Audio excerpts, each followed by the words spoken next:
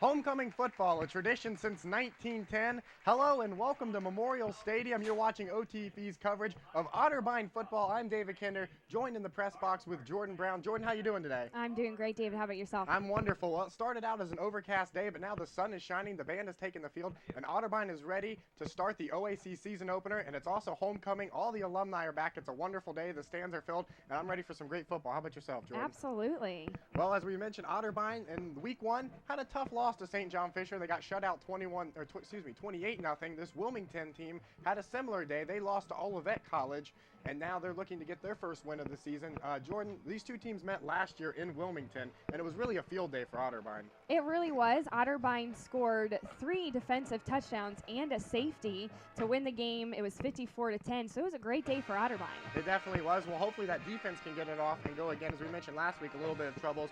Ben Sizemore wasn't able to quite run the option how they wanted. Coach Daup continually returned to that play. It'll be interesting to see what kind of offense we see them run today. And another interesting note, Pat Sheschultz, for the second straight week, will be on the sidelines. Again, it seems like they're still listing him as questionable, but I saw him out there. He wasn't in uniform. He didn't have his pads on, so he'll probably be on the sidelines again. Well, we're about 5 minutes away from kickoff. We'll throw it to a quick break, and when we come back, we'll have starting lineups and the kickoff here on Homecoming, here at Memorial Stadium. Thanks for watching OTV. Keep it locked.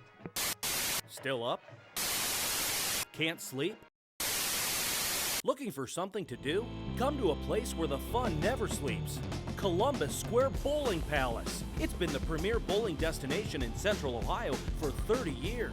With 64 lanes of bowling open 24 hours, no matter what time it is. There's always time at the Palace for fun with friends and family. Join the Night Owl regulars at Columbus Square Bowling Palace. Who says 30 can't be fun? The Columbus Square Bowling Palace is turning 30, and the fun has just begun. Come. Looking for something to do? Come to a place where the fun never sleeps. Today. Columbus Square Bowling Palace. It's been the premier bowling destination in Central Ohio for 30 years. With 64 lanes of bowling open 24 hours, no matter what time it is. There's always time at the Palace for fun with friends and family. Join the Night Owl regulars at Columbus Square Bowling Palace, where the fun never sleeps. Still up? Can't sleep? At what age is the color that your Looking skin for was something meant to to do? be Come no to a longer place where the beautiful? fun Every never year, sleeps. millions of young women try to change the skin they were born with and say they die for darker skin. Sadly, some actually do. Melanoma is the second most common cancer in teens and young adults, and 1 person dies from melanoma every hour. Change your thinking, not your skin. Stop tanning. Learn more at spotskincancer.org. A message from the American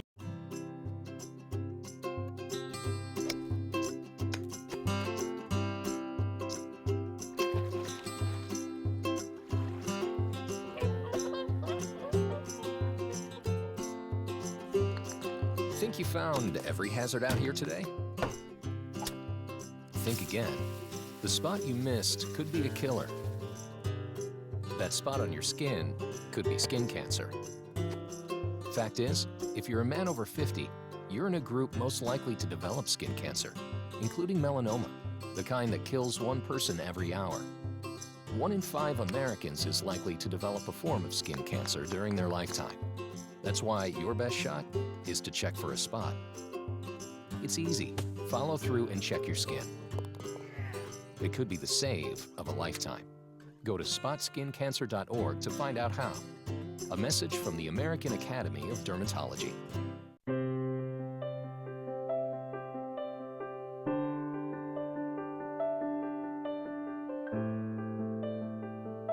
At what age is the color that your skin was meant to be no longer beautiful? Every year, millions of young women try to change the skin they were born with and say they die for darker skin. Sadly, some actually do. Melanoma is the second most common cancer in teens and young adults 15 to 29. And 1 person dies from melanoma every hour. It's time. Change your thinking, not your skin. Stop tanning. Learn more at spotskincancer.org. A message from the American Academy of Dermatology.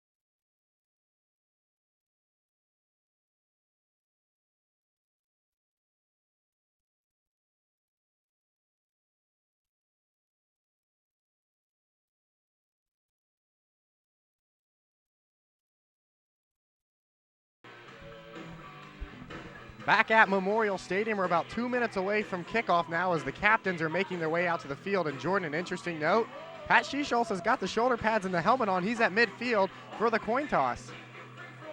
Absolutely. We thought he was going to be questionable, and sure enough, he ended up taking the field, padded and everything. That's right. Definitely great to have him in the defense. So now we're going to take a quick look at the starting lineups before kickoff. Starting for your Otterbein Cardinals, in the backfield will be consisting of the running back Derek Rudolph. He's the number 18 junior, and fullback Drew Irving, sophomore, number 6. The quarterback will be senior Ben Sizemore, number 9, the Franklin High School graduate who comes in today, 12 of 22 for 131 yards on the year. The 3 receivers will be sophomore Jeremy McCoy, number 17, Bryce Frenzel, senior, number 2, and Steve Carpenter, number 4, the senior. The line will be as followed. Bryson Ray, the freshman, number 84, is tight end. Left tackle, number 74, Dakota Crawford, freshman. Junior Josh Gebel, number 55 at left guard. The man in the middle will be Grant Knoppenberger, the sophomore, number 66. And right guard, number 50, Lance Lingle, the junior. And manning the right tackle position, number 75, Justin Christoph, sophomore. Now looking at your Otterbein defense, the 2 defensive ends in this game, as of now, tentatively that is Evan Bergstein, the junior, number 51, and Zach Greaves, number 5, the senior. The defensive tackle is Pat Coleman, senior, number 44. The outside linebackers are number 3, senior Wes McKeever, and number 1, Will Brett, freshman. The inside linebackers, true freshman Austin Jones, number 42, and senior number 8, Eric Mitchell. The defensive back will be as followed. The 2 cornerbacks, Ty Compton, number 37, junior, and Alex Cameron, senior, number 26. Jordan Boniface is the junior, number 7, playing strong safety, and Jalen Kennedy, free safety, number 21, the senior. So we're just about set for kickoff here as the teams will make their way towards the sideline and we get the band going. We'd like to remind you that today's broadcast, we'd like to welcome in Columbus Square Bowling Palace as a sponsor of OTV sports coverage. Columbus Square Bowling Palace is located in Columbus Square Shopping Center just south of I-270 and Cleveland Avenue interchange. They're open 24 hours a day, 7 days a week. Hit the lanes and check out their new vector scoring system that adapts your level of play. You can visit them on the web at palacelanes.com. So as we mentioned, Otterbein fell in week 1, 28-0. This Wilmington team also lost their opener to Olivet. So both teams looking to get their first win of the season. Wilmington is coached by first-year head coach Stacey Harrison, who was a former NFL player with the Cleveland Browns and the Dallas Cowboys. Otterbein looks like they have Wilmington won the toss. They elected to receive, so Otterbein will get it after halftime. So Nick Gannis will trot out to the 35-yard line with block in hand, and he's looking to put this one away and start the OAC season for Otterbein. These 2 teams first met on the gridiron way back in 1920. That was a 60-0 win for your Otterbein Cardinals. All-time, Otterbein leads the series 10-6. Otterbein comes into this one with an all-time football record since 1890 of 403, 560, and 42.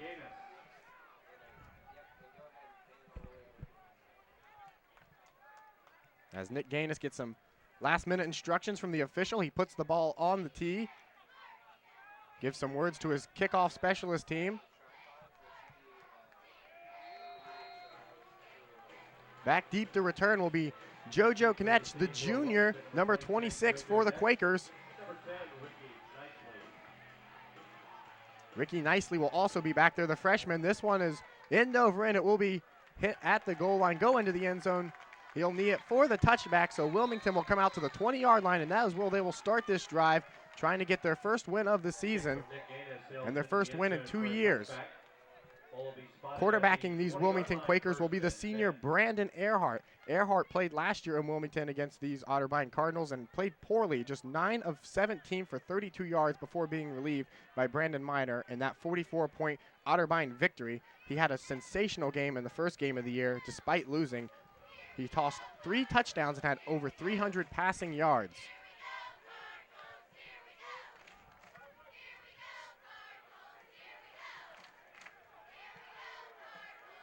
So Wilmington coming out in their white uniforms with green helmets and green trim. Otterbein with their Cardinal uniforms with tan helmets and tan trims. Earhart will be in the shotgun by himself. He wears number 14 standing on the 20-yard line. He takes the snap, looks to pass, pump fakes. He's going to dump it off now to his tight end, and it's dropped. In and out of the hands of wide receiver Jeremy Duncan, the sophomore. It'll be second down, and we see the hurry-up offense. Jordan, this is a play we'll see a lot. They'll move very quickly, a fast-tempo offense. Earhart fakes the give. He throws it downfield behind his receiver. Again, incomplete. That time he was targeting his tight end, number 41, Matt Stokeberry, the junior. So it'll be 3rd down and 10. Again, no huddle. Wilmington running exclusively out of the shotgun formation. 5 receivers on the field. The slot man will be Kyle Akers. He had 5 receptions for 161 yards and 2 touchdowns in Wilmington's Week 1 loss. Earhart in the gun. 3 down linemen. Back to pass, there's pressure. He's going to roll out towards the near sideline. Throws, and it's incomplete. In and out of the hands. Again, that time he was trying to target Duncan, but incomplete. So Otterbein Jordan gets a quick 3 and out there, and they're going to get the ball back with still only 20 seconds gone off the clock. And communication is going to be key here out on the field for Otterbein with this no-huddle offense. You can see all the players consistently talking to one another, keeping each other updated on what's going on so they can play that offense correctly. Brandon Earhart is also the punter for Wilmington. On the year, he's averaging 41.7 yards per kick and has a long of 53. Connor Lucas is the return man. He gets this one off. Lucas is going to step up and make the catch at the 45-yard line, and he's buried right there at the 45. So Lucas is unable to go anywhere with it, and that's where Ben Sizemore will come out and start the opening drive of the game for these Cardinals. That drive, Jordan, 3 incomplete passes. It took 20 seconds for them to run 3 plays. Ball is spotted at the 45-yard line. 1st and 10 Cardinals. So here come Otterbein. After all their woes in the first game of the year, they're only able to rush the ball for 14 yards, pass for 131. 9 penalties is what really hurt them. So it will be Ben Sizemore in the shotgun, standing at his own 40-yard line. Derek Rudolph, the sophomore from Eastmore, standing to his left. The snap goes to Sizemore. He's looking to throw. He's got McCoy. McCoy, a little shake and dance, and he's brought down near the 50-yard line, extending it about a 5-yard pickup there. Complete to number 17, Jeremy McCoy. Jeremy McCoy was the game's leading receiver last week. He had 4 receptions for 65 yards, and that was the most offensive output any Cardinal was able to have. For Wilmington. Gain of 4 on the play. It'll bring up 2nd down and 6. So 2nd down and 6. Again, from the shotgun, they'll run it out of the pistol. Derek Rudolph standing behind Sizemore. Knockenberger over the ball. 5-man front for the Quakers. And there will be a penalty flag thrown as someone jumped early. Looked like it might be Otterbein. Might be Bryson Ray, the true freshman tight end for the Cardinals. Looked like he jumped a little early. That is indeed what it is, so Otterbein will back it up 5 more yards. And in the first game of the year, we mentioned that was really what hurt the Cardinals. They had 9 penalties in that game for almost 100 yards of negative offense, and that's never good when you're moving in the wrong direction. Absolutely. That was one of the things I would even dare to say that killed the momentum of the game a little bit with all the penalties. 9 total, as you had mentioned, just killed the momentum. Not a very positive attitude. He's going to give it to Drew Irwin, his fullback up the middle. Irwin, a bulldozer, is able to carry it out near midfield. So Otterbein will be facing a 3rd down here. And Coach Daup really wasn't happy. You could tell a couple times we shot him on the TV screen there, and he was not happy with the way his offense was playing and with the penalty flags, because those are simple mistakes. It was unnecessary roughness calls, false start calls, things like that you can control, that's in your own power. And Otterbein was unable to be disciplined enough to not do it, and it's what really cost him in the end. And now we have officials timeout on the field. I think they're pointing down to the junior high football team standing down near the end zone there, telling them that they're too close to the sideline. So they're going to get them a little backed up before they resume play here. 2 minutes gone in this game, no score. Homecoming 2013 will, of course, have the announcement of the homecoming king and queen, much awaited, at halftime here. So Otterbein's going to come out in the spread formation, 5 receivers. Jeremy McCoy is the receiver to the bottom of your screen. Sizemore in the shotgun. Takes the snap, 3-step drop. Feeling the pressure, he's going to run out of the pocket towards the near sideline. He's going to take off. He's across the 50, and he's pushed out of bounds after a meager 2-yard gain. Sizemore on the carry. Taken out of bounds by number 21 of Wilmington, Drew DeCoy. Drew DeCoy will get credit for the tackle on that one, and they'll bring up a 4th down and 4 decision time. Not a tough decision for Coach Daup. He's going to punt this one away. So Otterbein's unable to move the ball effectively on their first drive of the game. Ryan Tomes will be the punter, not the the sophomore Jordan Keaton, who we saw all last year and the first game of this year. So Keaton not in to punt the ball as Otterbein comes out in a split punt formation. Tomes, the junior, Where's number 15? Standing at the 37. He gets the snap. It's low. He's able to pick it up. Rugby-style kick. He gets off a spiral. Hits near the 20 and bounces down. Looks like Otterbein might have touched that one. Wilmington picks it up, though. Wise decision to not allow it bounce. And he's tackled around the 7-yard line, and it looks like he might be hurt on that play. A little slow to get up, but Wilmington will start the drive deep in their own territory. Remember, last time they had the ball 3 straight incompletions and only 20 seconds off the clock. Tony Foreman with the stop. Well, like you had mentioned, David, I got an opportunity to talk to Coach Daup last game as I was sideline reporting, and like you mentioned, just the focus and the needing to be paying attention and always on the ball today, I think is something that this past week on a bye week the Cardinals were able to focus on and work on during their practice times. Earhart in the shotgun. He's going to give it to Kruer, the freshman, running around tackle. He's gang tackled, and he is thrown down for a big-time loss there. That's Pat Coleman, the defensive tackle, number 44, the senior who got in there and disrupted things for a tackle for loss. He had Otterbein's only sack in the week 1 loss. It'll be second down 11 now for Wilmington, moving in the wrong direction. Earhart again returns to shotgun. Kruer standing to his left. Fakes the give to Kruer, looking to go downfield. Now he's pressured, standing at his own goal line. Throws it, it's high, and it hits the turf. He was again trying to look for Jeremy Duncan, the sophomore wide receiver, for the 3rd time he was targeting him. That pass a little too high, and it'll be 3rd down for the Quakers. We mentioned this is a Quaker team struggling in the past 4 years. They've only won 2 games. Otterbein beat them by 44 points in Wilmington last year. 3 defensive touchdowns and a safety. Anthony Korpeski had 2 pick-6 in that game. So Otterbein will take the penalty flag, and they will repeat second down.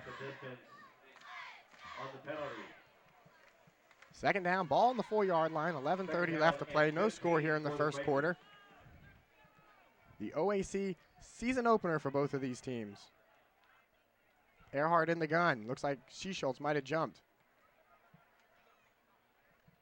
He's going to fake it. Give it to Kruer. He's got a lot of daylight. He's at the 15. He's finally taken down close to that first down marker there. A good draw play by the Quakers there. Risky to run it out of your own end zone, but they're able to pick up some yards, and they make it a manageable 3rd and down here. Wes McKeever gets credit for the tackle. Brings up 3rd down and 2. 3rd and 2, Earhart in the shotgun. Kruer to his right. Otterbein showing blitz. They're going to run the option. Earhart's going to sneak it around the right end, and he's able to pick up the first down as he crosses the 20-yard line. Brandon Earhart on the carry. Will Brett, the true freshman, the outside linebacker, getting credited for the tackle, but Wilmington has the first down of this game, and they're moving quickly. Brett showing blitz. He's going to come on the blitz.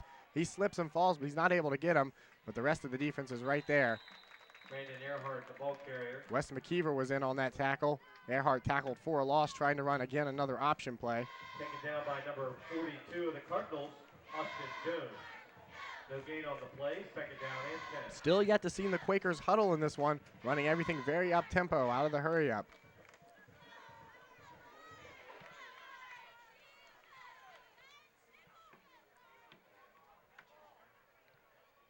Kruer goes in motion to his left side. He'll fake to give to him. He will give it off to him this time. And he's met hard by the combination of Brett and Jordan Boniface. And they'll bring up a 3rd down for Wilmington. David, I'm going to say Pat Schultz is quite excited to be back on the field. I've seen him jump once or twice just before the snap. He is. We heard that there was talk that maybe he might redshirt this year if he wasn't 100% ready to come back in. But we've seen him on every play this game he's in, and he has been very excited jumping. You see him chomping at the bit to get to the quarterback there. And here's his chance now. 3rd down and 5. 9:47 left till in the quarter. 4 wide receivers in the pistol formation.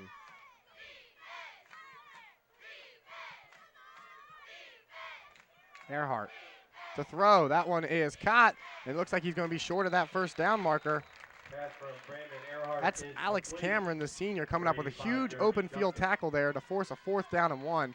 Decision time now for Wilmington. Looks like they might go for it. They indeed are going to go for it deep in their own territory. A risky decision in a scoreless game in the first quarter. They're going to try to run quickly. They have a mismatch to the bottom of your screen there. 3 receivers, just 2 cornerbacks. Otterbein showing blitz. Earhart trying to get Otterbein to jump off sides. Good discipline by the Cardinal D-line not to do it. And now we're going to see a timeout from Wilmington. So Wilmington apparently just trying to draw the Cardinals off sides. They're unable to do it. Otterbein well disciplined there, and they're able to stay, and it looks like we'll probably see the punt team this time. So both defenses have played extremely well in this one so far, Jordan. Yes, absolutely. And, you know, something that Otterbein hasn't seen yet, only having one game under their belt this season, as you've mentioned once or twice before, is that no huddle offense. You know, mentioning just the discipline it takes to make sure that you wait until that ball is snapped and, you know, that you have constant communication on the field. Tim Daub's going to give some words of instructions. 4th and 1 coming up. As we mentioned the last time these two teams met in Williams Stadium down in Wilmington, Otterbein came away with the 54-10 win. A huge day. Earhart was relieved because of his poor performance, and Brandon Minor, the senior, came in and played effectively 10 of 17, 112 yards in that one.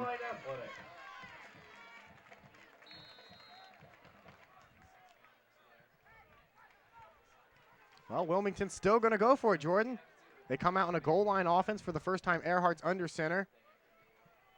Now he sends his tight end in motion to the left side.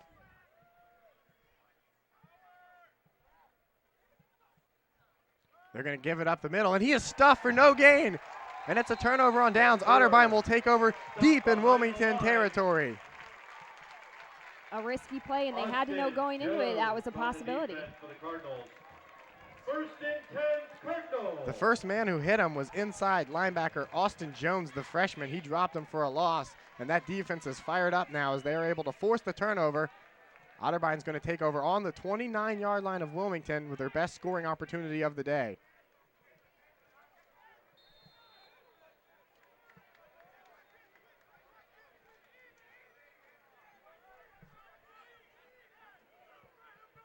Sizemore again in the gun. Irwin standing to his right.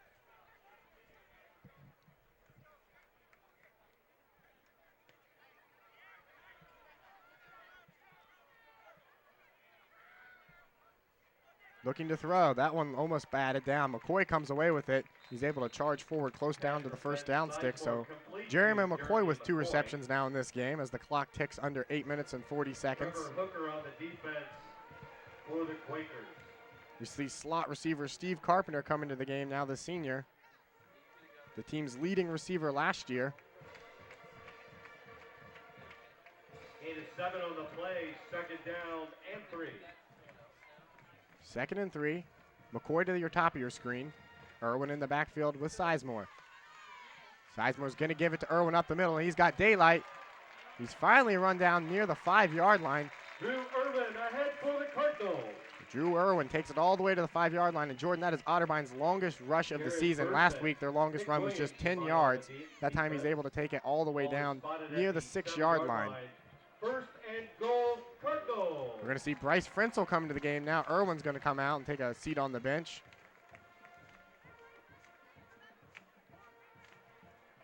So the closest Otterbein's been to an opponent goal all season long. Ball on the 7-yard line, 1st down. Derek Rudolph in the backfield with Sizemore. 4 wide receivers. Carpenter comes in motion. Sizemore's going to boot out to his right. He's looking for Carpenter, and he's got him. Touchdown! He finds Carpenter in the corner of the end zone on a boot play, and Otterbein has their first touchdown of the season. It's Sizemore to Carpenter, 7 yards, and they take the 6-0 lead here at homecoming. Yeah, Steve Carpenter had plenty of daylight over there. It was a play we saw Otterbein try to run a few times last week, that jet sweep where they fake it to Carpenter and he's able to be wide open. It didn't work against St. John Fisher. This time it does work against the Quakers. Alana Gaither is going to be sent out to kick the extra point. Rick Davis in the hold. The long snapper is Eric Mitchell. Good snap, good hold. And the kick is up, and it is good. Alana Gaither is able to make the extra point, and Otterbein takes the 7-0 lead here. With 7:39 left to play in the first quarter here at Memorial Stadium on homecoming. Very nice crowd here, Jordan. The first game of the year, a crowd of almost 3,000, a little over 3,000 actually, in fact. Now homecoming, always a big draw here at Memorial Stadium. The stands look packed, as do the, give Wilmington credit too, the Wilmington stands also look very packed. Wilmington, about an hour and a half south of here in Westerville, just a little north of Cincinnati as they make the journey up here. A lot of alumni here today. Cheerleaders even have 4 or 5 returnees.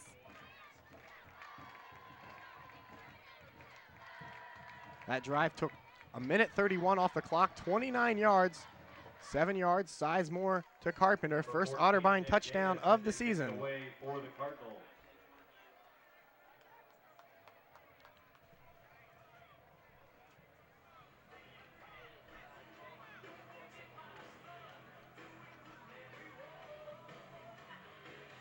So again, it'll be Ricky Nicely back to return this kick. Nick Gannis has it on the tee. Number 84, Cody Riegelsparger back deep for the Quakers.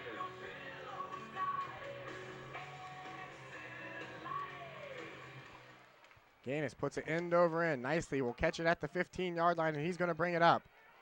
He's at the 30. To the 35, and he's finally brought down by the Otterbein special teams. And Brandon Earhart, will bring it out to start Wilmington's third drive of the game around the 35-yard line. Their first drive ended in a 3-and-out and a punt on 3 consecutive incomplete passes. And last drive, they tried to go for it on 4th down and 1. They came up short, and Austin Jones tackled him in the backfield.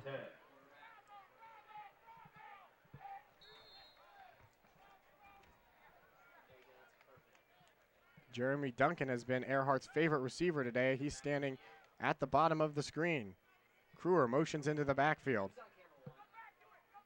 Earhart will step up to the line, make some audibles. Otterbein shifts accordingly. McKeever on the outside looking to blitz. Earhart's going to try a screen pass. He gets it off. He's at the 40, out across the 45. A big-time hit there, and he's near midfield. That time he hit Kyle Akers, the senior, number 25. We mentioned Akers had a huge game in week 1. 2 touchdowns, 161 yards, and here's the hurry up again. Quickly moving, fakes to Kruer. He's going to get it out to his slot receiver again, brings it across the 50. Tackle down around the 45-yard line. Earhart's pass complete to number 19, Stephen Donahue.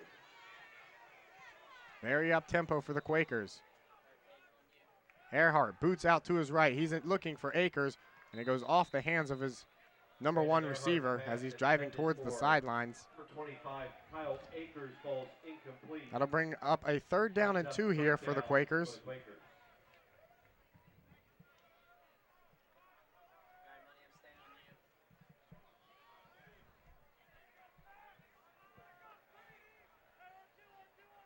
Kyle Akers to the bottom of your screen. Wilmington moving right to left in the pistol formation. The freshman Kruer standing behind Earhart.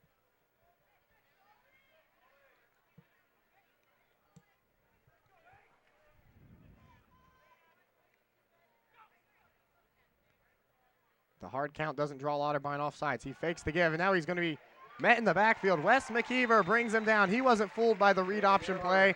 Wes McKeever tackles him in the backfield to bring up a 4th down. Taken down by number 3, Wes McKeever. Now the officials are going to blow it down. He's going to go over and talk to Coach Tim Dalpin, pointing towards the end zone. Not sure what the problem is. Losses to the 46-yard line. Brings up 4th down for the Quakers. Perhaps maybe another sideline violation, as that official still talking to Coach Dalpin, gesturing towards the Otterbein stands, it looks like. Yeah, it looks like there might have been 1 or 2 spectators just getting a little bit too close to the playing field. So Earhart will stay on the field and punt it away. Connor Lucas is standing at his own 10-yard line awaiting this one. Clock winding, 6:20. Boniface almost got a hand on that one. Connor Lucas, bad kick, is going to let it roll. But it does take a Wilmington hop, and it will roll down to the 10-yard line. So that's where Ben Sizemore will lead his troops out to start Otterbein's 3rd drive of the game. Last drive, Otterbein moved the ball 29 yards to score a 7-yard touchdown, when Ben Sizemore found his slot receiver, Steve Carpenter, for the first touchdown of the season for the Cardinals.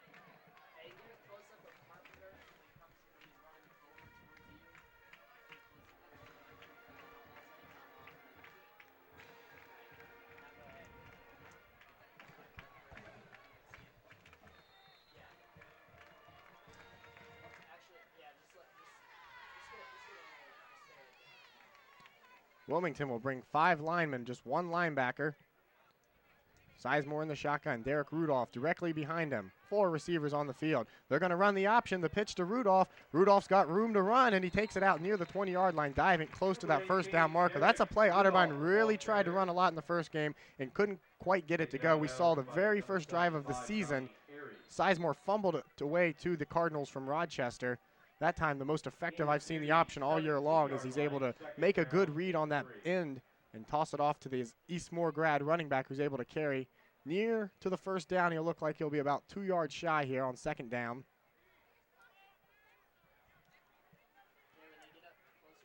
Three receivers to the bottom of your screen. McCoy is up at the top. Wilmington shifting. The give is again to Rudolph, and Rudolph will have the first down this time and a little bit more as he stutter steps around that 20. A little awkward there when he tried to stutter step. He fakes himself out and falls down with a little bit of green room to go. However, Otterbein does have the first down, and they are moving the ball effectively here early. Well, David, we did have a little bit of rain earlier this morning. Could make the field a little bit slippery. We've seen once or twice a little bit of give to that grass today. That's right, and at least for one more year, Otterbein is the only team in the OAC without the turf field. Otterbein has the natural grass field. That is all changing, though, with a big works initiative coming as we see another give to Rudolph. Rudolph's able to stay alive, get it out near the 30-yard line. Otterbein starting, I believe, in the spring. It's to be announced that they will get a new track here at Memorial Stadium, and they will become the 10th team in the OAC that will get the turf. With the stop for the Quakers.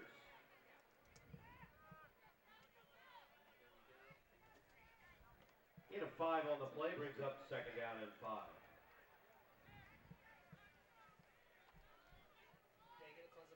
Three straight runs to Rudolph have netted the Cardinals to the 34-yard line and a first down. Now they're facing second down and 5. He gets it to McCoy. 3 reception on the day now. McCoy is able to dance his way out for another Otterbein first down, the second on this drive, and the chains will move again for the Cardinals. Jojo Deck on the defense.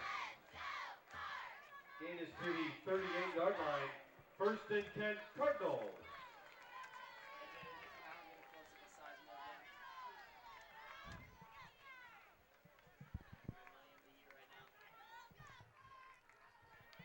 Travis Laird, the junior, at the bottom of your screen.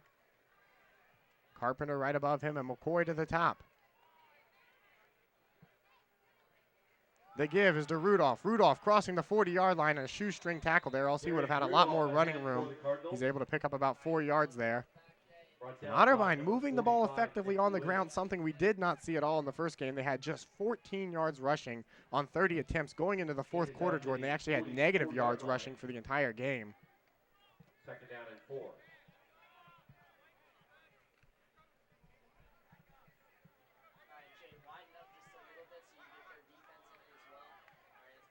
Similar formation.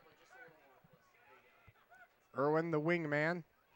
Rudolph standing in the backfield next to Sizemore. He's going to fake the give to Rudolph and keep it himself. Sizemore goes forward on the read option, and he's able to pick up about a yard, bringing up a third down for the Cardinals. Jojo Deck, Chris Ferguson combined on the defense for Wilmington.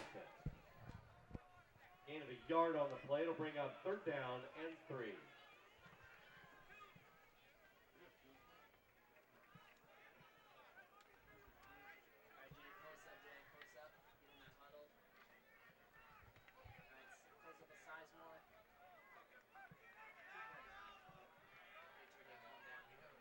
Third down 3, 2.5 minutes before the end of the first quarter. Otterbein up 7-0 over Wilmington. Wilmington showing blitz with their 2 inside backers, and there it is again. It looks like Otterbein jumped.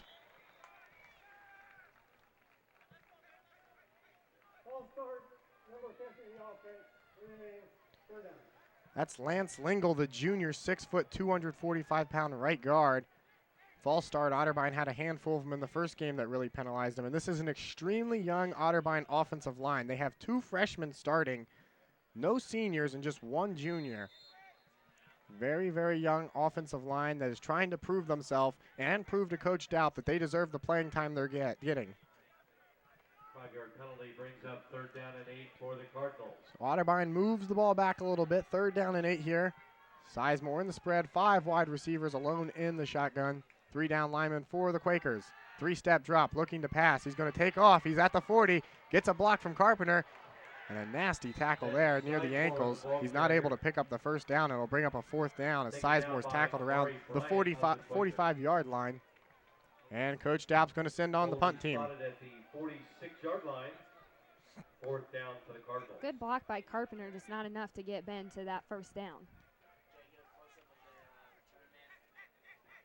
Number 15, Ryan Toombs in punt formation for the Cardinals. Ryan Toombs, the 3rd-string quarterback on this Otterbein team behind Brick Davis, the senior, is in punt formation. Still no word on why Jordan Keaton, the Central Crossing grad, is not out there punting. The rugby-style kick end over end. We'll take an Otterbein hop before bouncing out of bounds around the 19-yard line, and that is where Wilmington will come out for their 4th drive of the game. Ryan Toombs punt goes out of bounds. Will be spotted at the 19-yard line. 1st and 10.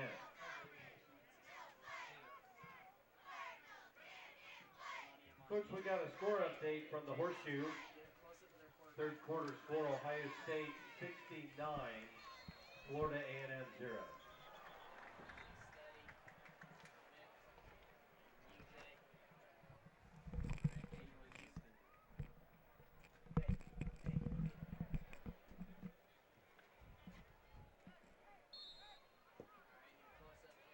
So Wilmington starting their 4th drive of this game.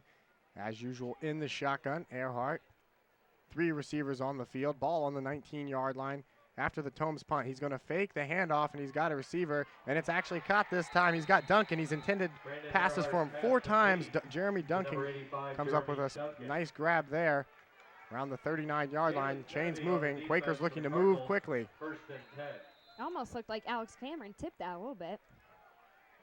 Otterbein running the read option there again. This time he's able to tackle him in the backfield. A loss of 1 that time. Zach Cumby on the carry.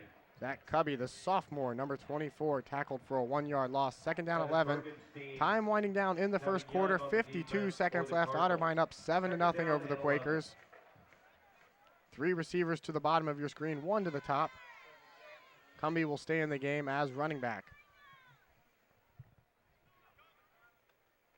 Earhart fakes it. He's going to get Akers, and he's got him close to the first down sticks, about 3 yards shy. To number 25, Kyle Akers. Kyle Akers coming up with his 2nd catch of the game. Ty Compton on the defense for the Cardinals. 23 seconds left before the end of the 1st quarter here at Memorial Stadium on a Saturday homecoming. Now Wilmington will slow things up, and it looks like they might let the clock just wind down. And indeed they are. That's what they're going to do. They're going to let the clock tick all the way down. That's how the 1st quarter will stand. So Wilmington's driving the ball here. They'll have it at the 46-yard line as we switch field positions. Coach Daub's going to talk things over with his players.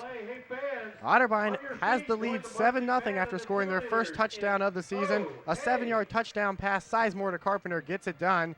And that's how we are where we are right now. We're going to take a quick break, and when we come back, we'll have 2nd quarter action. Wilmington with the ball in driving here on OTV.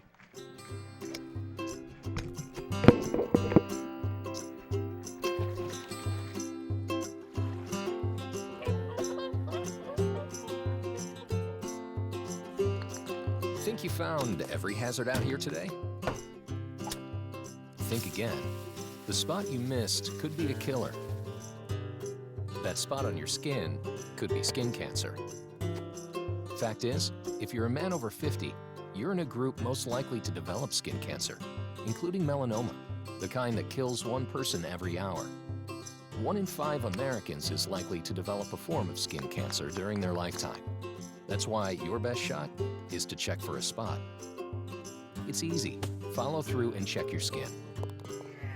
It could be the save of a lifetime. Go to spotskincancer.org to find out how.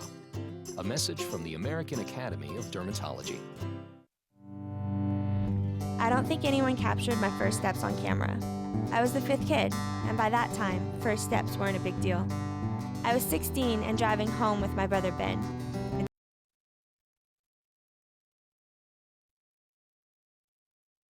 Wilmington with the ball, looking to drive Otterbein up 7-0 here. Earhart's looking to throw, and he's got Akers for a first down across the 50. Wilmington is in Otterbein territory for the first time today, and they're looking to move quickly again. It is to the 47-yard line, 1st and 10. 47-yard line, 1st and 10 for Wilmington.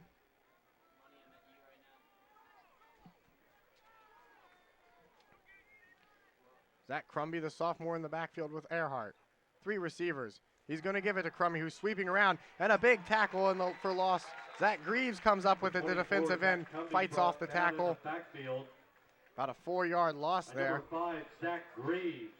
Zach Greaves coming up with a huge tackle for loss for the former first-team All-OAC defensive player.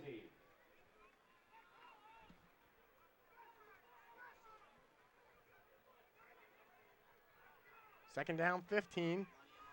Ball on the Wilmington 49-yard line.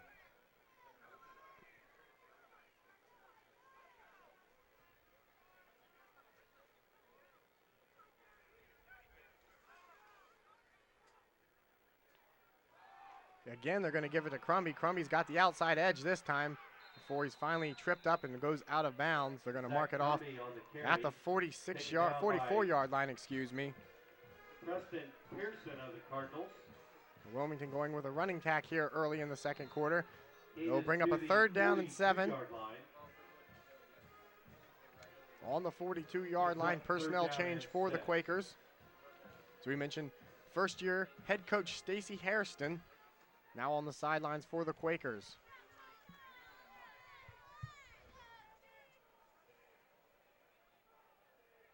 The Wilmington native, 3-step drop looking to pass. Greaves is in his face instantly. He's going to have to throw it off. He's got his favorite target, Duncan, again, but he's tackled well short of the first down sticks. Tackled inbounds. The clock will continue to run. He's targeted Duncan now 6 times in this game, 3 receptions. And Wilmington again thinking about going for it, but instead they're going to opt better, and it looks like they're going to send the punt team out there.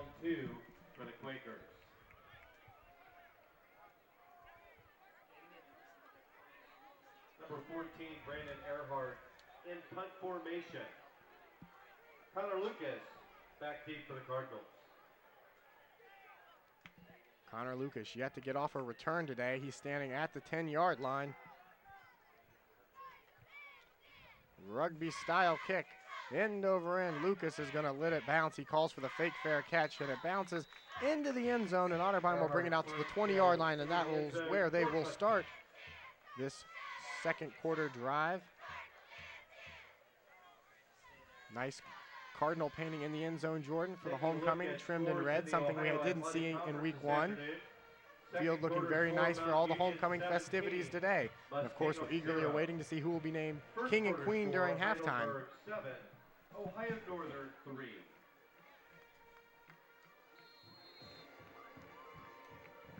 Ball is spotted at the 20-yard line. 1st and 10 Cardinals. Here comes Otterbein, fresh off their touchdown drive. Sizemore is going to give it to Rudolph. Rudolph's hit hard immediately at the line of scrimmage. A scrum, and he picks up maybe 1 with forward progress on that one. Excuse me. Cody Green into the game now. First time we've seen him all year, not Rudolph. On the defense with Chris Ferguson.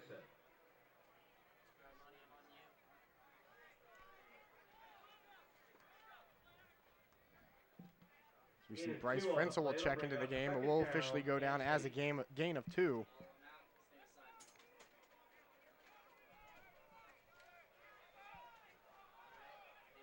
Sizemore in the shotgun. McCoy to the top of your screen. 3 down linemen. Sizemore going to boot to his left. He's looking for Frenzel, and he's got him. Makes the catch. That's number 2, the senior, Bryce Frenzel, coming up with a nice catch for the first down on the sideline. He toes the sideline. He's able to get at least 1 foot in bound, as is the college rule, and the chains will move for the Cardinals. It is to the 39-yard line. 1st and 10 Cardinals.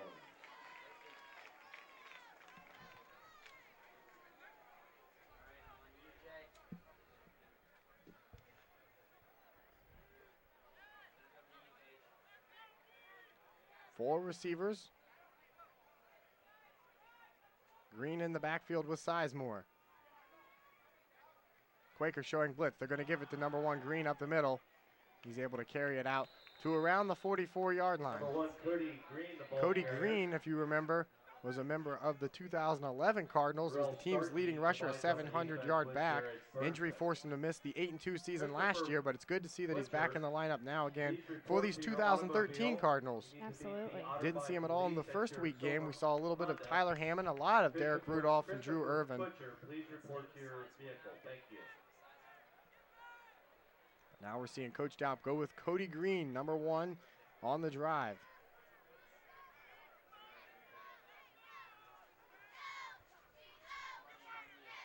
He's going to shift him into the pistol. 3 receivers to the bottom of your screen. McCoy to the top. They're going to run option to Green. Green has it, and it's on the ground. It's a fumble, and it looks like Wilmington has it. No official signal yet. They do indeed. Wilmington has recovered. And Jordan, that looked exactly like the play we saw in week 1, the opening drive. Otterbein trying to run that option. Ben Sizemore, not sure if he can't make the pitch. That didn't look like the world's best pitch, but it also looked like a ball that Cody Green should have been able to corral into his arms. He loses it on the turf. He's unable to get back to it in time, and Wilmington has the first turnover of this game. Right, not a lot of protection for Ben Sizemore as Nick Williams for Wilmington College comes in there and is able to hit him pretty hard. Might have thrown off that pitch there, giving him a little bit of a stance and problem throwing it. So Wilmington has their best field position of the game as Earhart's fading to pass. He's going to throw it to Duncan. Duncan's pushed out of bounds. They will have the first down, though. 10:20 before we hit the locker rooms. Otterbein with a 7-point lead over the Quakers.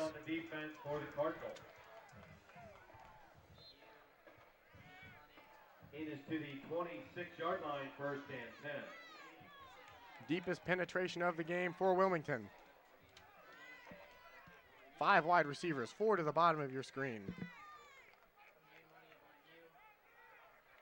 Otterbein showing blitz now. Fakes the give. He's going to get it to Akers. Akers has it to the 20, to the 15, 10, and he's finally brought down around the 10-yard line. Yet another first down there. He's able to find Kyle Akers, who he has now become his favorite receiver in this game, his 3rd reception of the game. Quickly moving again. Earhart in the shotgun. Crumby standing to his left. He's going to boot out to the left. He's throwing. It's caught around the 5-yard line, diving. Can't go anywhere as he finds Duncan on that time. Jeremy Duncan.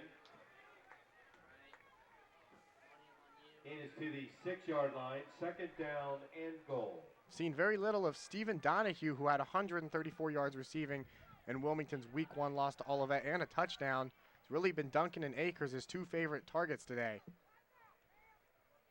Earhart in the gun. Drops back to pass, throwing towards the end zone. It's caught by Akers. Touchdown, Wilmington, and they're an extra point away from tying this game up. Good protection for the senior quarterback, and he finds Kyle Akers, who went on a slant route in the end zone, diving all by himself for the Wilmington touchdown. For Akers, his 3rd touchdown reception of the season. For Earhart, it is his 5th passing touchdown of the year. Grant Brown in to attempt the extra point. Grant Brown, the freshman, wearing number 49, will be the man asked to convert this and tie it up. Dakota Herbie is the long snapper. Zach Crew, the holder. The kick is up, and the kick is good. So we have a tied game at 7 apiece with 9:14 left here at homecoming at Memorial Stadium.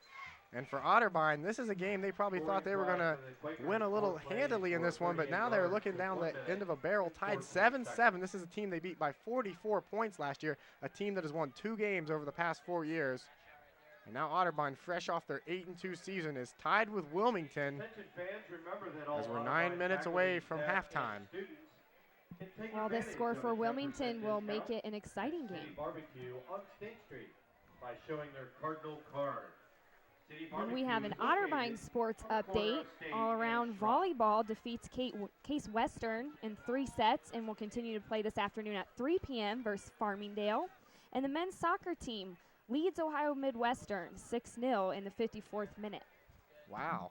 Certainly great Otterbein soccer. All of our sports really getting off to great starts. The volleyball team doing amazing things here in the early goings of the 2013 season. Soccer as well. Great to see all the sports here around Westerville doing great things. Absolutely. And we'll get to see the women's soccer team play this afternoon at 3:30 versus Manchester. So the homecoming festivities will continue as that kick will go out of bounds. There will be a penalty flag for illegal procedure there, and Otterbein will start this drive at great field position at the 35-yard line.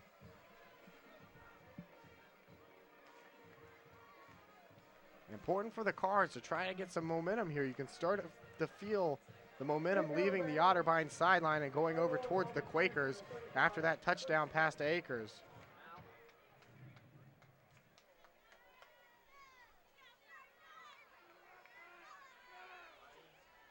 Ball is spotted at the 35-yard line. First and 10 Cardinals. So Otterbein will come out with a twins formation. Derek Rudolph now in the backfield. Rudolph gets the handoff. Rudolph spins, and Rudolph has carried the pigskin very effectively today after his below uninspiring performance in the first game. We see Cody Green on the sidelines after mishandling the Sizemore pitch on the option. That's not a good way to get in the good graces of Coach Daup after fumbling the ball. He trusts you for the first time to get in the game in almost 2 years, and on your first drive in, you fumble the option and give Wilmington great field position, which leads to their touchdown. Same formation, twins. Rudolph in the backfield. The Franklin native, three-step drop, looking to pass. He's throwing for Carpenter. Carpenter can't make the one-handed grab. Ben Sizemore's pass intended for number 4, Stephen Carpenter, falls incomplete. Carpenter able to tip it just a little bit too high for him. Eric Watts on the defense for the Quakers. And Carpenter, not a big guy, only 5'8", but because of his stature, able to move around, very agile, quick, very speedy on the field. So Otterbein facing 3rd down and 7. 8.5 minutes left in the first half of this one, all tied up at 7. Sizemore stands alone in the backfield in shotgun formation. 3 down linemen for the Quakers. Sizemore is going to keep it himself and run it up the middle. He's able to pick up about 4 yards, but still well short of the first down marker. A strange call there for Coach Daup as we see Sizemore coming out of a clear pass formation, taking it, running it up the middle on the quarterback draw. It'll be 4th down and 3. We will see Otterbein go back to punt. We got word punter Jordan Keaton has been suspended for this game. No reason why or for how long, but we do know it's not an injury. He has been suspended. So freshman tight end Bryson Ray will be called on to punt this time after Ryan Tome started the game punting twice. Ray's rugby-style kick, it's a high one. And way out of bounds. Oh my, that one hit almost out off of the track there. So Otterbein with some struggles in the punting game in this one, Jordan. They've gone with Bryson Ray, the freshman, and Ryan Tomes, the junior, trying to replace Keaton. Neither have had much success. That one went almost all the way to DeVore Hall over there. I think a Wilmington fan might have caught that. So Wilmington's going to start with great field position now. With 7:43 left to go, this one all tied up at 7.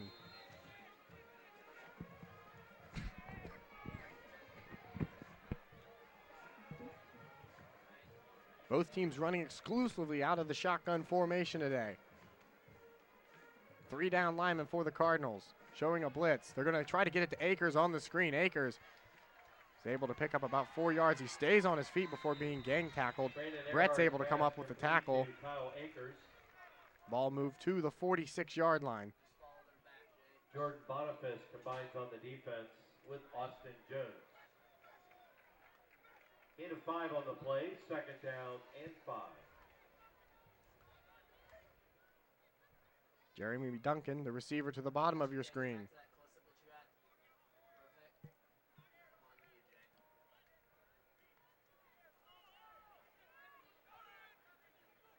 The give is to Kruer. Kruer is going to be able to take it up towards midfield before being gang tackled by a wall of red jerseys. So we've seen Wilmington alternate running backs today. Running back committee of the 2 Zach Kruer, Zach Cumby, both getting significant playing time here for Coach Hairston's offense. 3rd down and a long yard. 3rd down and 2 coming up for Wilmington. Ball near midfield. 6:37 before we hit halftime. Kruger standing in pistol formation behind Arhart. He'll make an audible. They'll give it to Kruger up the middle. Kruger's hit hard. He's near that first down marker. I'm not sure, he might have had it. It looks by the spot that he might be a few inches short. They might have to bring the chains out to measure this one. And they will indeed. We'll have officials timeout on the field with 6:18 as they're going to bring out the chain gain to see how close he is to this first down. It looks like, if I had to bet, he'd be a few inches over, Jordan. It looks to be that way. They're going to bring out the chains anyway. Please report to the media room in the press box. Once again, Taylor Sprocco, please report to the media room in the press box. Thank you. That's about as close as you can get, and they're going to say he's just a few inches short. So it will be decision time for the Quakers. Ball at midfield, 4th and just a few inches. Let's see what Coach Hairston chooses to do here. Well, we've seen him go with a risky play before, so it wouldn't surprise me if they went ahead and went for it. Hard to know what they're going to do when your punter is also your quarterback. However, Earhart is in deep punt formation, and it looks like they're going to kick it away to Otterbein here.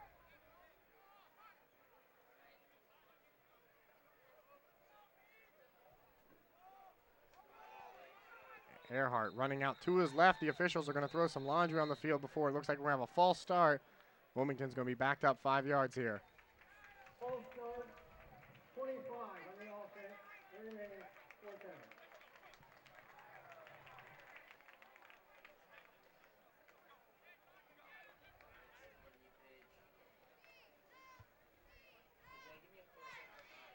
Brandon Earhart in punt formation for the Quakers. Connor Lucas back deep for the Cardinals. Connor Lucas standing on the 15-yard line, awaiting Earhart's punt. Otterbein gets a good rush, and it's a fake, and it is tipped, and it is incomplete. They try to run the fake. Earhart back here, the quarterback, also the punter, tries to run the fake. They can't get it to go. A decent pass. Ty Compton, who is also an infielder on the baseball team, is able to knock that one away. Otterbein's going to take over with great field position. 5:50 left in the first half, and they have the ball in Wilmington territory. So we've seen Wilmington be a little daring, going for 2 fourth downs here, not converting on either of them.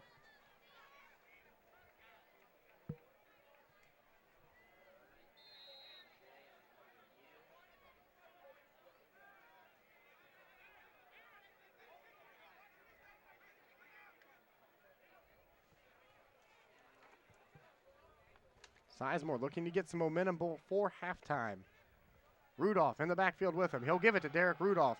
Rudolph is able to get past one tackler, but not before he's finally brought down around the 46. There is a penalty flag on the play, thrown in the vicinity of holding. Penalty on the play.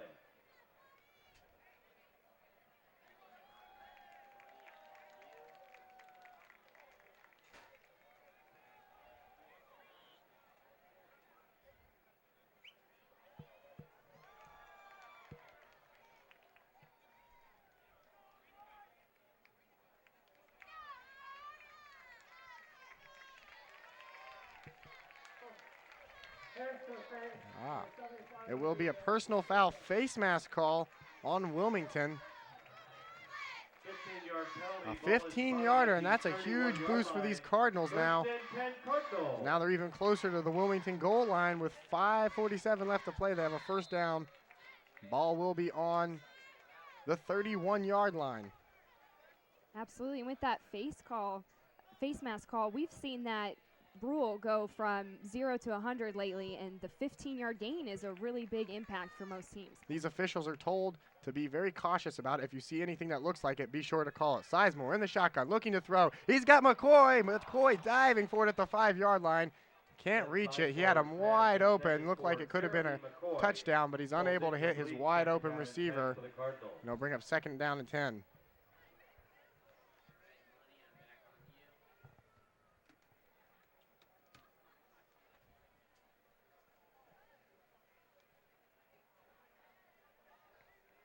Coach Daup giving careful instruction to Carpenter there, as Carpenter will relay the play to the other 10 players on the field. McCoy and Bryce Frenzel will be the other receivers. Derek Rudolph, who's having a good game at the running back spot, standing to his right. Carpenter motions into the backfield. He's going to take the handoff. He's at the 25, and he's finally brought down. So we've seen a lot of Carpenter motioning today, and it's worked for a lot of success. The first time he did it was the touchdown catch he had. This time he's able to pick up about 5 yards on that little wide receiver run up the middle. In is to the 25-yard line. 3rd down and 4.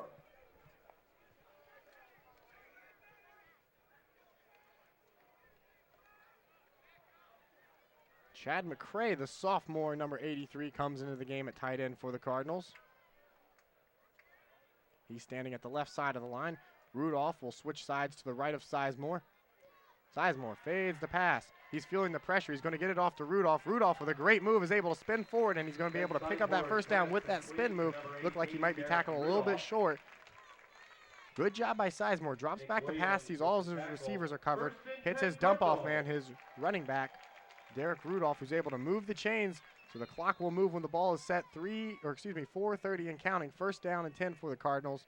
Ball right on the 20-yard line.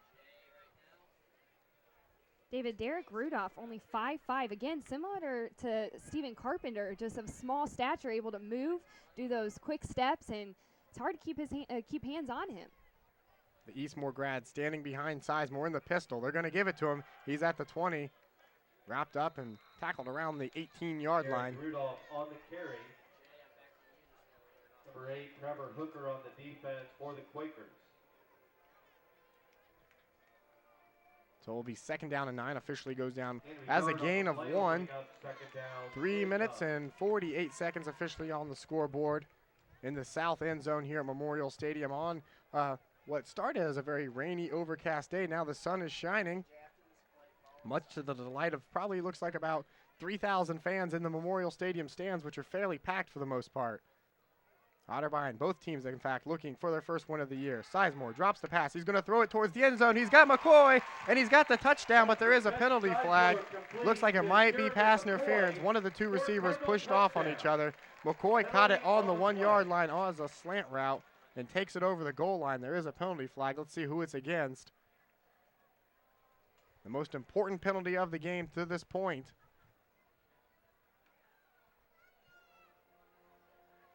There's a conference between the 4 officials discussing which way this is going to go on. Looks like McCoy might have pushed off a bit. Some of the Otterbein players are putting their arms up, signaling touchdown. If it stands, it's a 19-yard touchdown pass from Sizemore to Jeremy McCoy. McCoy caught it on the slant route on the 1. Here's the official's call. It's pass interference on the defense. It will be declined. The touchdown will count, and Otterbein will take the 6-point lead here.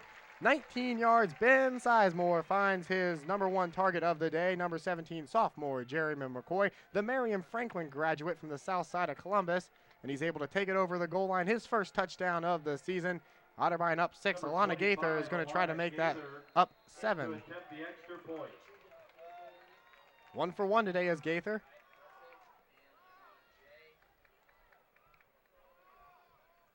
Good snap, good hold. Good kick, and it is good, but there is a penalty flag to the top of your screen. Gaither's extra point attempt is good.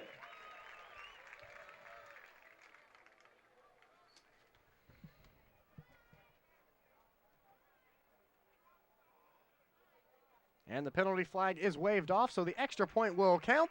And Otterbein has a 7-point lead with 3 minutes and 23 seconds left to play before we hit halftime. That drive took about 2 minutes off the clock. It goes 50 yards, the final play.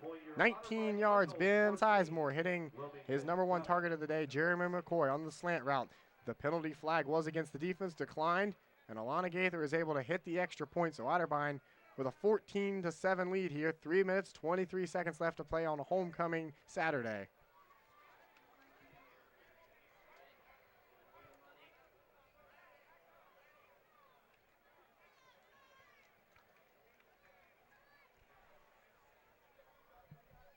Otterbein's ready to kick it away. Wilmington still yet to make it out to the field.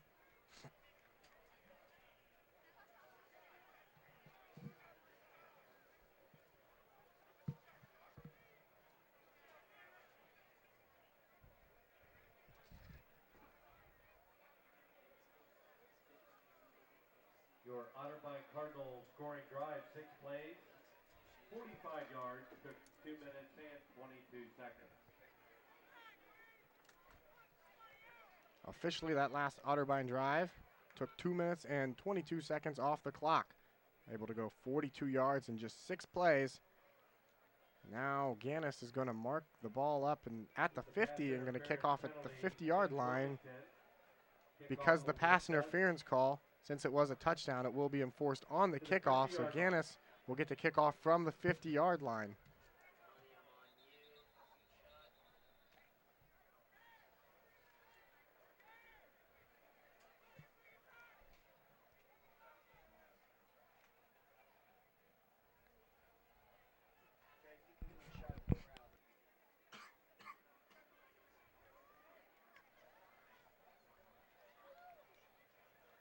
Still a little confusion on the field as, again, the officials will come together for a conference and they'll try to sort whatever happened out. As of now, Gannis is looking to kick off from the 50-yard line. Otterbein up 14-7. They apparently have got it right, and that's what I thought. The ball shouldn't have been moved up 15 yards. The penalty had to have been declined because it wasn't an after or dead ball foul. It happened during the play, so Otterbein could have accepted it, but they chose to decline the penalty, allowing the touchdown. So they won't mark it off 15 yards. They will indeed kick off from the 35 where it should be. I thought it was a strange call to move it up to the 50-yard line. Otterbein declines the penalty, allowing for the touchdown, so they will kick off from the 35, and it will be Gannis putting it on the tee. Number 14, Nick Gannis, in to kick it away for the Cardinals.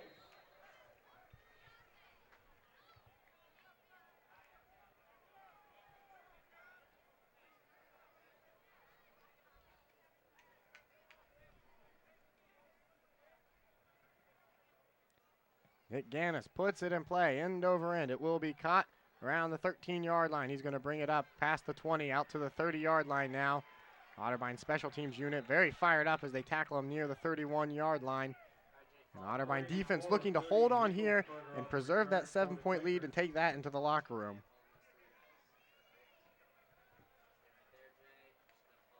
Brought down by Cardinal defender number 62, Robert Winning.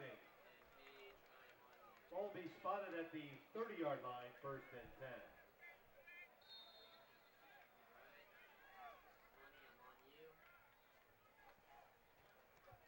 Earhart in the shotgun. Otterbein, 3 down linemen, 2 backers.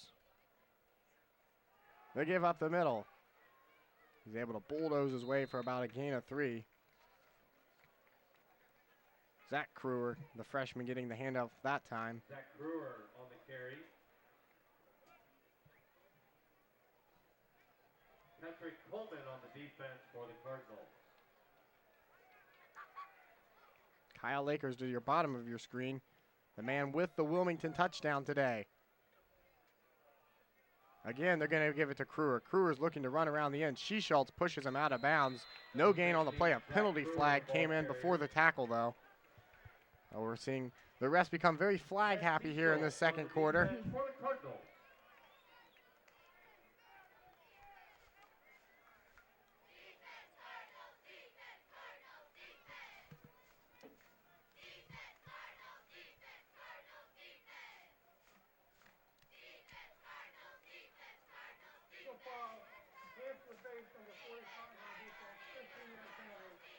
Another hands to the face penalty. This time it hurts Otterbein. We saw last drive Otterbein benefited from a face mask call that moved it up 15 yards and put him in better position to score their touchdown. However, this time hands to the face is called on Otterbein. They'll mark it off 15 yards and an automatic first down for the Quakers, who are driving with 2:41 left to play. 48-yard line, 1st and 10. 1st and 10 again. It's Akers at your bottom of your screen. Earhart in shotgun.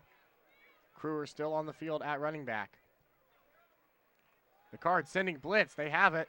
He's able to get it off to Duncan on a screen pass, but Duncan goes nowhere, and he's tackled for a loss. Complete to Jeremy Duncan. Alex Cameron was the first man to get there. Alex Cameron on the defense for the Cardinals. So clock winding down. 130 seconds to play before halftime. Loss of a yard on the play. It'll bring up 2nd down and 11.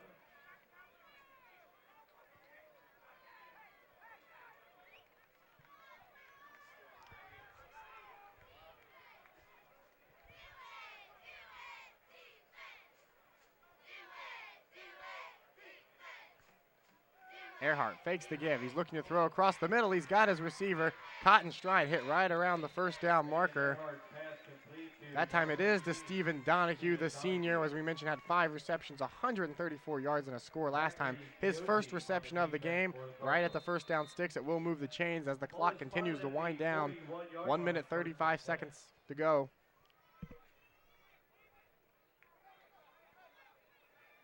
Donahue split to the top of your screen.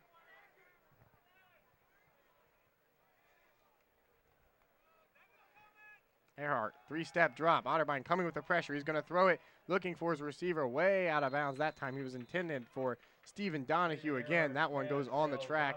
Incomplete. Clock will stop with 1:15 left to play. 2nd down and 10 for the Quakers.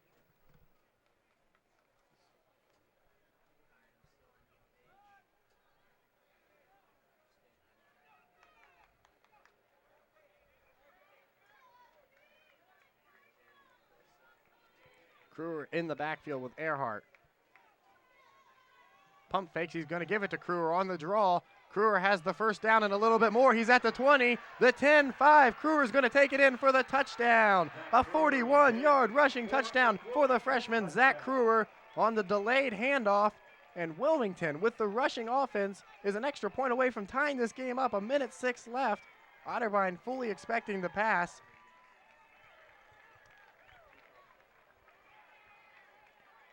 Now they'll send the PAT kicker out there to try to tie this one up at 14. 1:06 left. Otterbein's defense stunned after the rushing touchdown they just allowed. The kick is up, and the kick is good. So we are tied at 14 all. 1:06 left to play.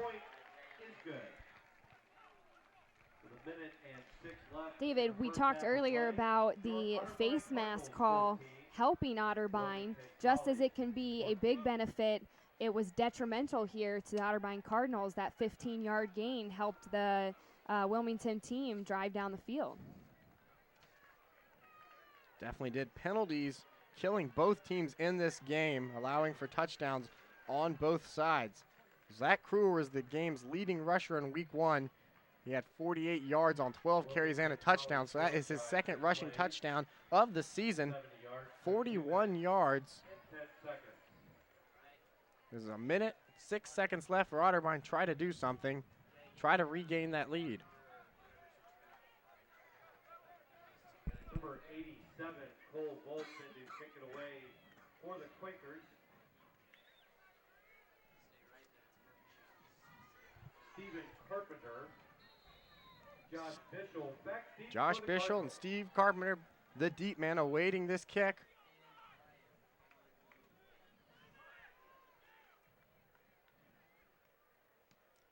It's a squib kick, and this one looks like it might go out of bounds as well. It won't. It'll be picked up by the up man.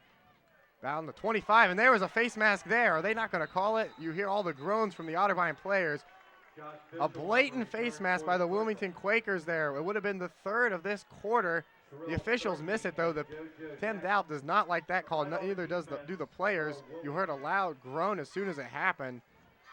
The up man was taken down by his face mask. They're not going to call it, so Otterbein will start this drive with exactly 60 seconds left to play. They have all 3 timeouts, tied with the Wilmington Quakers, 14-all, a team that has only won 2 games over the past 4 seasons. So it looks like they're not just going to sit on it. They're going to try and move the ball, coming in a twins formation in the shotgun. Derek Rudolph standing to the right of Ben Sizemore.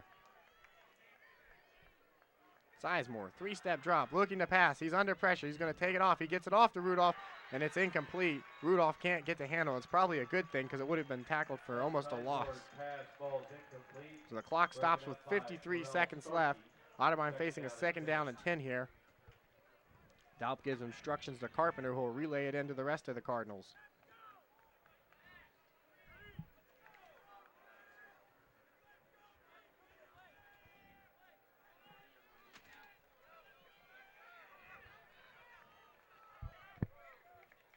Sizemore is going to give it off to Rudolph. Rudolph has a little bit of running room.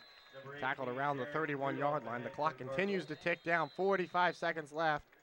We will have a timeout. Coach Dalp taking a timeout here. He's going to try to talk things over. 2 timeouts left for the Cardinals here. So Jordan, for Otterbein, it looks like they're not just going to try to sit on it. They really need to try to get some momentum before they head to the locker rooms. I mean, not to sound like a homer here, but this was a game Otterbein expected to win pretty handedly. And Wilmington has came in here and played very effectively, offensively, defensively, and now the game is tied at 14-all. Absolutely. Motivation and that drive to win is something that I think Daup really tried to stress this past week after coming off a 28-0 loss. That's something that the momentum has got to be going into the half. I mentioned Otterbein hammered this Wilmington team by 44 points last year. The all-time standings, Otterbein 10-9 over the Cardinals. Wilmington looking to tie that up and make it an even 10-10 all-time for a series that dates back to 1920. I believe OTV was covering that game, weren't we, Jordan? I wasn't there. You weren't there? So Otterbein facing a 3rd down and 6, 46 seconds. They're going to give it to Rudolph, and he's hammered in the backfield. They try to get a counter play. They can't do anything about it. Wilmington will probably call a timeout here because there's still 37 seconds left. Otterbein will have to punt the ball away here, so a weird series of events for the Cardinals there. We see one screen pass to Rudolph, incomplete. A run by Rudolph up the middle for about 4 yards, and then a counter by Rudolph where he's hammered in the backfield for a loss of, it looks like, about 6 there. So Wilmington does call their final timeout. They are now out of timeouts with 37 seconds left. Provider of Otterbein, Ohio Health is proud to keep the Cardinals healthy and in the game. So for Otterbein, it turns disastrous because you had a minute left. You thought you had some time to try to maybe move the field and move down the field and get a field goal, but instead they run so quickly that Wilmington is able to call a timeout and preserve some time left, and they have to give the ball back to the Quakers with 37 seconds left. Too much time can be a bad thing.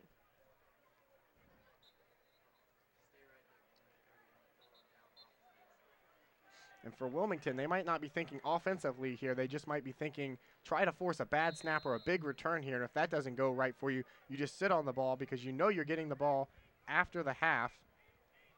Number 15, Ryan Toombs. So Ryan Toombs will come back out for his 4th punt of the game after that disastrous punt that we saw earlier out of Bryson Ray. Toombs, the 3rd-string quarterback, tries to get this one off. It's a line drive kick, hits at the 50-yard line. It's going to be picked up and fielded by Wilmington. Poor decision there as he is slammed at the 35-yard line, and that's where Earhart will come out with 29 seconds left. It'll be interesting to see if Wilmington tries to move the ball. They have no timeouts down the field and try to take the lead, or if they just sit on it, go to the locker room, and be happy with their 14-14 tie. And if I am Coach Stacy Hairston, I'm extremely proud of the way my boys have played, and I'm very happy with their performance. Looks like they are trying to move the ball. 4 receivers out there. Earhart in the shotgun. Card showing blitz. They will bring blitz. Earhart pump fakes. He gets it off now to his running back. He's able to carry it out across the 50-yard line. Another Wilmington 1st down as he's able to hit Zach Kruer. Kruer takes the fake handoff, a pump fake, fools the secondary, and look how quickly Wilmington is moving up to the line of scrimmage now. They get it off. They're going to again throw for Donahue, or excuse me, that was Duncan who makes the catch there.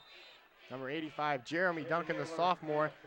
Earhart threw that ball before Duncan had even turned around, so good hands by Duncan, awareness to make that grab. The clock is still winding down, just 5 seconds forward. They might not get this snap off. It looks like they won't.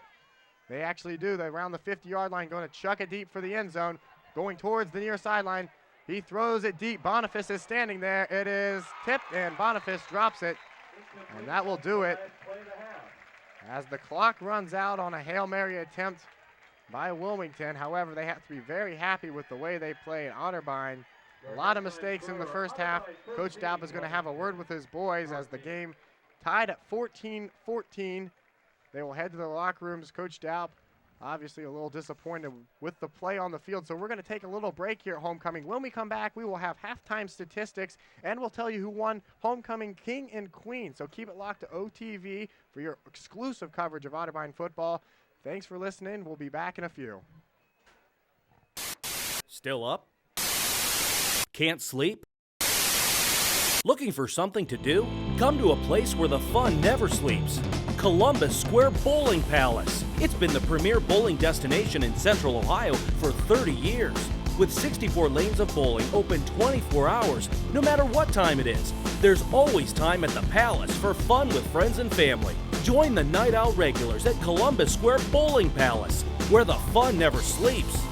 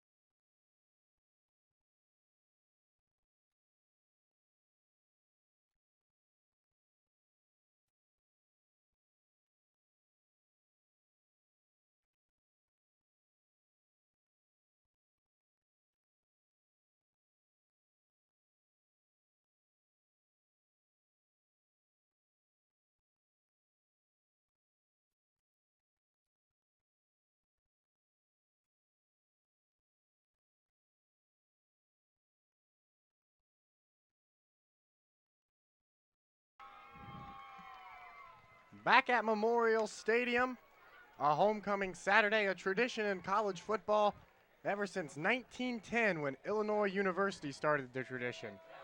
Otterbein tied with Wilmington right now, 14 all. A very interesting first half, Jordan. One that saw Otterbein jump out ahead 7-0 after Sizemore hit Steve Carpenter with a 7-yard touchdown pass, 7:39 into the first quarter. Wilmington came back and tied it up. Kyle Akers responded with a 6-yard pass from senior Brandon Earhart. Otterbein went back out on top again. Jeremy McCoy with a 19-yarder from Ben Sizemore. And right before halftime with 1:06 left, Zach Kruer, 41 yards, tied the game up, 14 all. That's how we got to where we are, Jordan. So a very interesting first half. We'd like to thank you for watching OTV's coverage of Otterbein football. I'm David Kinder, in the booth with me, Jordan Brown. And we also like to mention, Jordan, why don't you tell us about what happened during halftime, a little homecoming tradition. The king and queen were announced. That's right. It was a very entertaining, a very close race from what it looks like. Andrew Zazurba and Paige Schwartzkin won. Both of them great candidates, and I'm excited for them as well. Well, the second half is underway, and the ball is on the ground, and Wilmington has recovered. Oh, my, this couldn't have started any worse for Otterbein. They received the opening kickoff after winning the toss. It looks like Wilmington did recover. We haven't seen an official signal yet. There's a scrum for the ball, both players pointing for their team, but Wilmington has it. They come away with the ball. And oh my, Wilmington's going to start with great field position. Otterbein's defense will stay out on the field. That is not what they needed. Not a good start. As we take a look at some of the first-time stats, we see the game was very even. Otterbein had 7 first downs to 10 for Wilmington. Wilmington rushed the ball 10 times for 71 yards. Otterbein 19 for 70. 139 passing yards for Brandon Earhart on 16 completions and 23 attempts. Ben Sizemore, 7 of 10 for 135 yards. Both teams heavily penalized.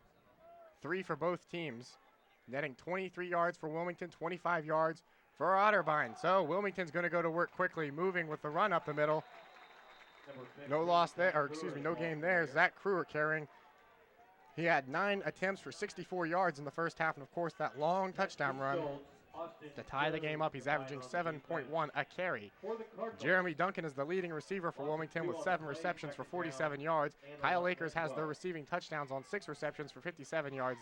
And Stephen Donahue has 20 receptions for 20 yards. Earhart standing in the gun. He's going to fake the give. He's going to roll out on the play action. He's got Donahue. Donahue near the sideline is able to pick up about 7 yards before being pushed out of bounds. It was a very balanced attack in the first half for Wilmington, as we mentioned. 71 yards rushing, 139 through the air. This will be 3rd down and 3. In the first quarter, Wilmington was 2 of 7 converting 3rd down attempts. 3rd down.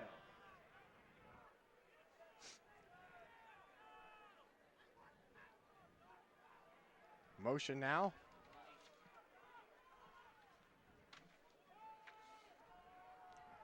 Earhart under the center. Give it up the middle, and he's tackled hard for a loss. That's Pat Seaschultz. We didn't think he might play in this one, but he did, and he comes up with a huge 3rd down stop that time to attack Zach Kruer in the backfield. But Wilmington's still going to move quickly, and they are going to go for it on 4th down. They were 0 for 2 in the first half. One of those a fake punt. Earhart's looking to throw. He's going to chuck it deep towards the end zone, and it's off the hands of his intended target. He had Jeremy Duncan streaking down the sidelines, one that Duncan probably should have caught, but he dropped it around the 10-yard line. And Wilmington is now 0 for 3 on the day on 4th down attempts, and they can't take advantage of the great field position following the Otterbein fumble on the kickoff. As we look around the Ohio Athletic Conference at the other teams in action right now, Ohio Northern is trailing Heidelberg at Heidelberg 6-34. Last week, Bolden Wallace defeated Bluffton 51, or excuse me, to 21. Bolden Wallace and John Carroll will play tonight at 6 p.m. Mount Union is up 23-0 over Muskingum, a low game for Mount Union. And Capital and Marietta will be the night game tonight at 7 p.m. as Ben Sizemore is looking to pass. He feels the pressure. He throws, and he's got Carpenter. Carpenter takes it across midfield before he's finally hit out of bounds at the 45-yard line. And it's his receiver he finds across the middle. Carpenter in the first half had just 1 reception for 7 yards. There his second as the sticks will move. Otterbein has it on the 45-yard line. As we mentioned in the first half, Ben Sizemore was 7 of 10 for 65 yards and 2 passing touchdowns. His long was 19. I believe that there will break that current long. Jeremy McCoy was the leading receiver for the Cardinals with 4 receptions for 36 yards. Derek Rudolph in the backfield. The give is to Rudolph. Rudolph up the middle, spinning.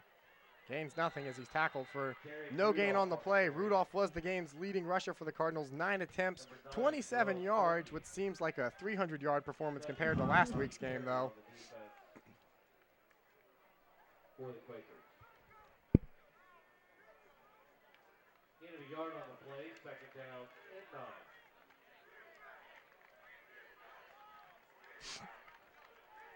So a full house backfield. Drew Irving standing to the right of Sizemore. Derek Rudolph to his left. 2 receivers at the bottom of the screen. The give is to the fullback Irvin, and he's unable to go anywhere. Gang tackled, and he's still on his feet, but shoved backwards.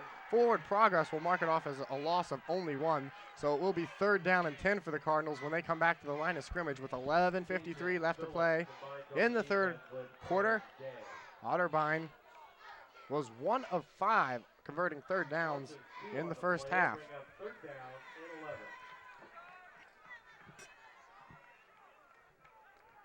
Connor Lucas and Bryce Frenzel will both check in at receiver for the Cardinals. McCoy and Carpenter, the 2 leading receivers in this game, to the top of your screen. Sizemore fades the pass, feeling the pressure. He's going to get off, looking for Carpenter, and just a little bit over his head. And the Cardinals now 1 of 6 on the day at converting 3rd downs as that one goes out of bounds. Coach Daup comes up with decision time now. Brings up 4th down for the Cardinals. And it appears the punt team is going to go out on the field for Otterbein as they're getting last word instruction. Who will be the punter to go out? It will be Ryan Tomes. We've seen a battle for the punting job today for Otterbein, averaging only 35.5 yards per kick. This will be Tomes' 4th punt of the game.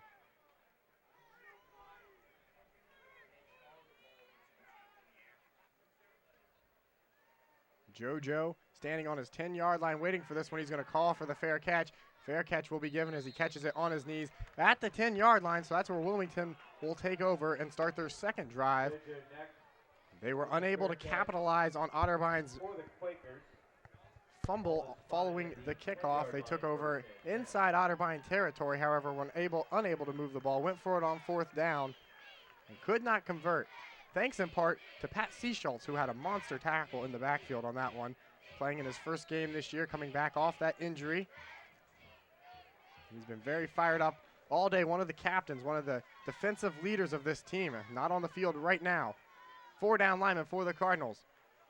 Earhart's going to fake the give. Grievous was in his face the whole time, and it's intercepted. Otterbein has it. At the 14-yard line, Zach Greaves was in the face of Earhart, who was trying to hit his running back on a screen pass, and it was intercepted as Will Brett comes up with it, the outside linebacker, the first interception this season for Otterbein. The true freshman, 5'11", 185-pound, number 1, Will Brett gets the interception. Otterbein will have it on the 9-yard line. Just great defensive presence there by Will Brett Jordan. He knew exactly where he was. Greaves was the man that was pressuring Earhart, and he couldn't see around Greaves and threw it right into the arm. So Otterbein with their best starting field position of the day at the 9-yard line with 11:04 to play. Sizemore in shotgun. Rudolph standing behind him. The give is to Rudolph. Rudolph can't go anywhere, and he's tackled in the backfield for a loss. Derek Rudolph on the carry, taken down by Quaker defender number 45, Nick Williams. Dick Williams get the credit with that tackle there. So Coach Daup trying to come up with some creative play calling here as his offense has failed to move the ball when this close to the goal line. However, Will Brett has set the Cardinals up in great scoring position still.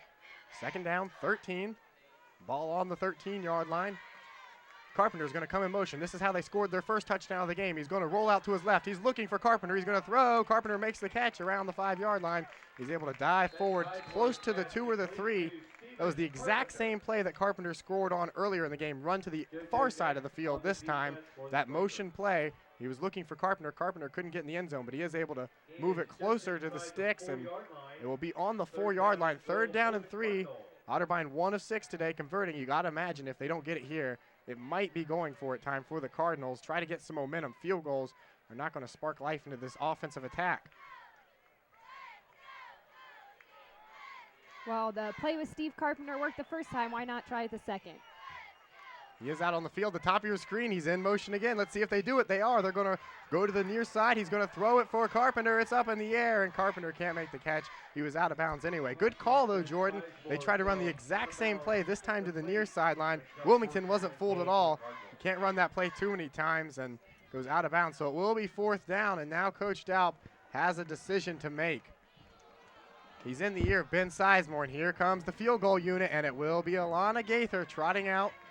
Alana Gaither was 1 of 1 on field goal attempts last year. She had a 19-yarder against Muskingum, become the first woman in Otterbein school history to kick a field goal. This one will be 1-yarder than the one she made last year, 20 yards. Brick Davis is the holder. Good snap, good hold. The kick looked like it might have got tipped at the line, but it is still good. Alana Gaither from 20 yards out splits the upright, and she gives Otterbein the 17-14 lead. Alana Gaither, her 2nd career field goal here as a Cardinal. That one looked like it might have been tipped even at the line of scrimmage, or didn't come off quite as strong as it looked. It was kind of a high snap, so a good job by backup quarterback Brick Davis to get that one down, and in good position for Alana to split the uprights, which she did, and Otterbein is up 3 points over the Quakers of Wilmington.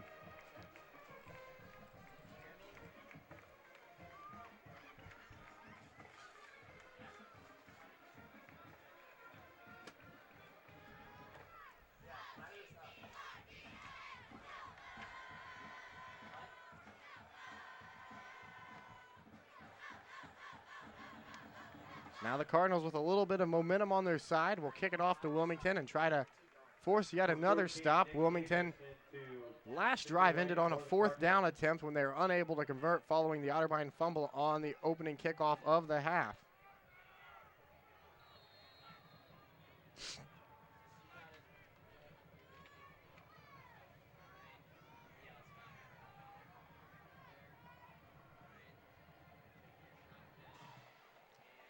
A good kick, fielded at the 4-yard line. He's going to bring it out to the 10, out to the 15, near the 20-yard line before he's brought down, and a late flag comes in on the field after the tackle. Penalty flag on the play. We pause now to get the official's call. On the defense with Cody Foreman.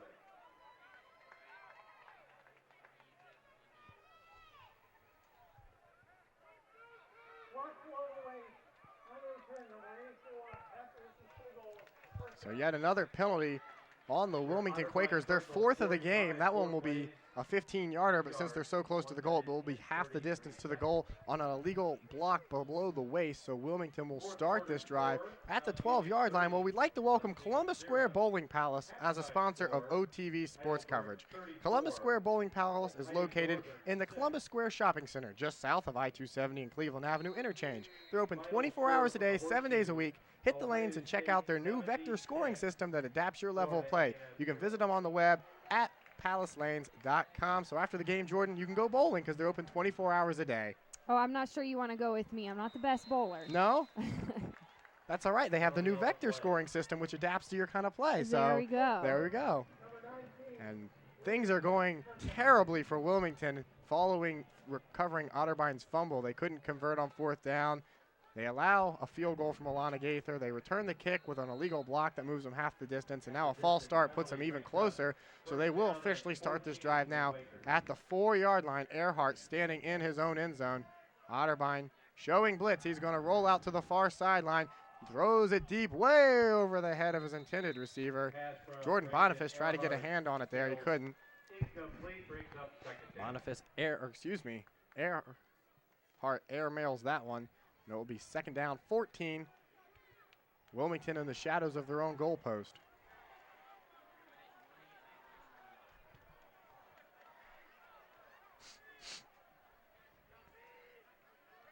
Wilmington's two best receivers to the bottom of your screen. Keep an eye on them. Kyle Akers and Duncan. Earhart's going to make an audible to his offensive line as he steps back, standing about a yard deep in his own end zone.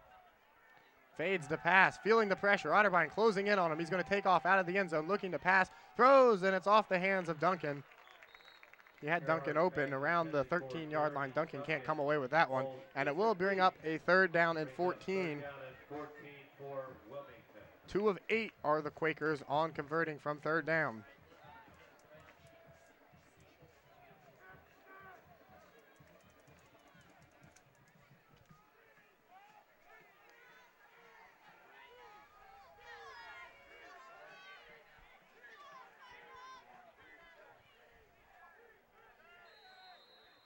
And a penalty flag, yet another one coming in before the snap.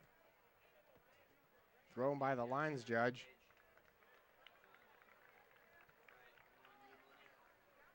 Good ball. Substitution practice, 12 men on the field, 5 yards. It remains third down. Well, they told us what the penalty was, but they didn't tell who it was on. But I'm assuming since the ball moved forward that it was on Otterbein. So 3 flags thrown on this drive alone.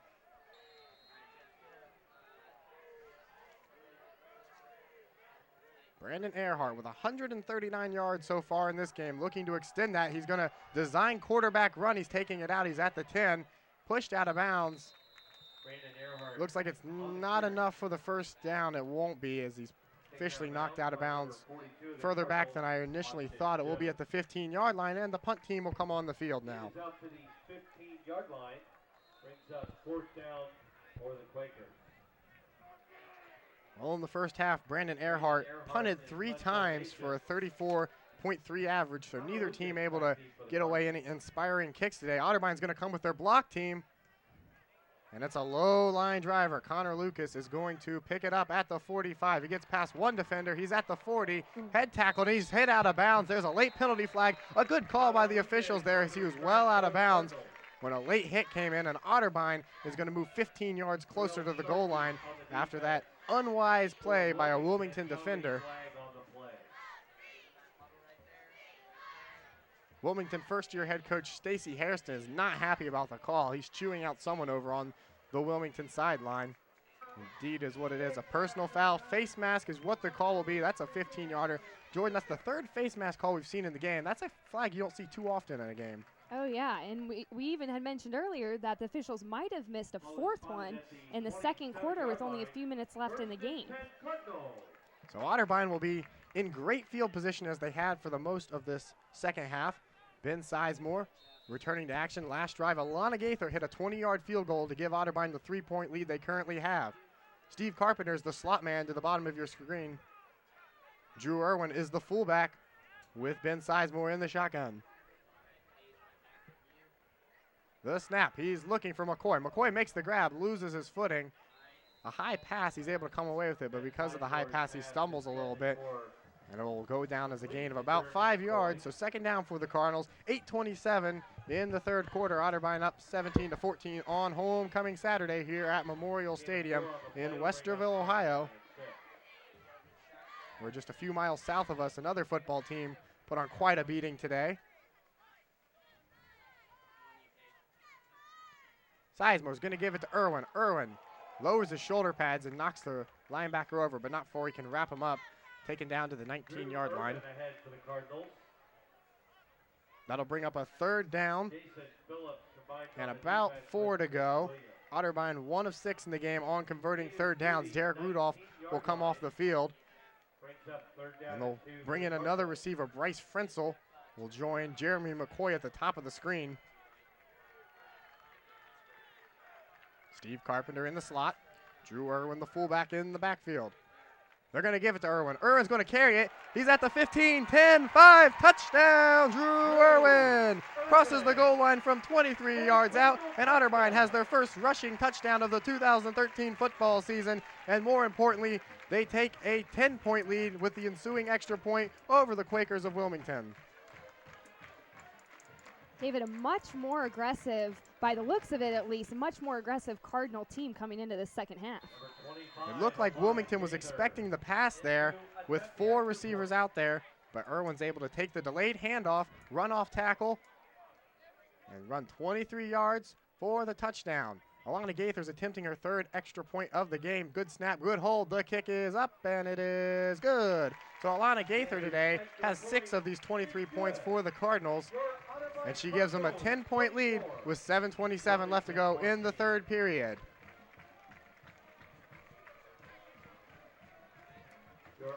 And after all that momentum that Wilmington had built up in the first half, Jordan, it seems to all be slipping away from them right now. They came in here only winning 2 games in the past 4 years, a terrible losing streak coming into this one. Lost week 1, Otterbein beat them by so much last year, and they're able to come into Memorial Stadium on our homecoming and take a 14-14 tie into halftime. But then they come out after the fumble recovery. It's been all downhill from them. Can't convert the 4th down. You see them allow the field goal, allow the touchdown. 2 personal fouls and a false start all back them up close to the goal line, and now they're streaming to lose all that momentum they worked so hard to build up. Yes, Otterbein showing that they were completely unfazed by that fumble within the first few seconds of this quarter. Number 14, Nick Gaines in to kick it away for. So we've seen Nick Gaines in the game as the kickoff specialist only. Last year he kicked field goals and extra points, sharing the job with Alana Gaither. It seems to be Alana Gaither's job to lose now, as she has kicked all 3 extra points and the field goal. Nick Gaines specializing in the kickoffs now. So the Cards up, 10 points here. Trying to cap off an exciting homecoming game with a victory here. End over end kick. And it's going to be fielded around the 10-yard line. Brings it up to the 15, and he's dropped hard. Jenny Riegelsberger on the return for the Quakers. So Otterbein has a great, you can say what you want about the offense and defense today. The special teams have been phenomenal for the Cardinals outside of the punting game. The returns team have been wonderful, as have the coverage teams.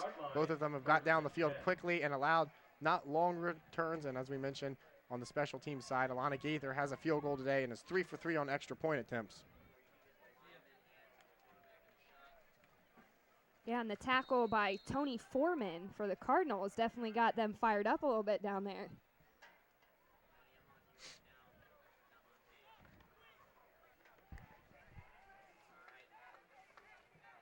So Brandon Earhart will return to the field. Last time we saw him, 3 and out. They give up the middle. He's going absolutely nowhere. Will Brett, who had the interception earlier in the game, comes up with the tackle on Zach Crumby. Have we seen running back by committee for these Wilmington Quakers in the first half? Crumby carried the ball 3 times for just 4 yards. So we've seen them rotate between him and Kruer all day. Loss of 3 on the play, 2nd down and 13. Crumby standing to the right of Earhart. Otterbein with 3 down linemen. Looking to throw. Throws it to Akers, and Akers is hit hard and wrapped up immediately. Again, that is Alex Cameron, the cornerback senior. We have seen him all around the field today, Jordan. Yeah, he's having a great game today. Alex Cameron on the defense for the Cardinals. So another 3rd down for the Quakers. Unsuccessful day at converting 3rd downs. 2 of 9 so far on the day. This is their 10th opportunity. This time they find themselves trailing by 10 with 6:12 left. Earhart in the gun. 2 receivers to the bottom of your screen, 1 to the top. 3-step drop. He's going to look for Duncan. It's tipped and incomplete. Excuse me, he was looking for Kyle Akers that time on the near sideline. Broken up by Cardinal defender number 26, Alex Guess who broke that one up? Alex Cameron, just again, we mentioned he had the great tackle. He's been all over the field for the Cardinals today. And in that first game, we saw that the secondary had a lot of problems. They allowed 2 long touchdown passes, and it seemed like they were lost for a lot of the day. Haven't seen that so much today. Alex Cameron has had himself a fantastic game from his cornerback position. He must have just heard us talking about him. He did. He's probably listening to the OTV broadcast down on the sideline when he's not playing. Earhart gets that punt off. Connor Lucas is going to watch it hit at the 40, and it will roll out of bounds exactly at midfield. And that is where Ben Sizemore will come out and try to run this offense. Last time Otterbein had the ball, it was a touchdown. Drew Irwin carrying 26 yards for the score. His first rushing touchdown of the season. Otterbein's first rushing touchdown as a team this year.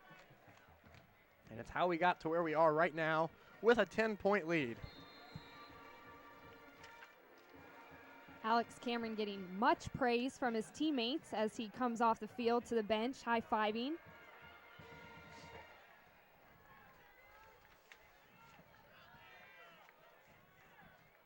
So Otterbein going with 2 backs in the backfield to accompany Sizemore. McCoy to the top of your screen. They're going to give it to the guy who just had the touchdown. That's Irvin, and he's able to carry it over tackle for a 7-yard gain.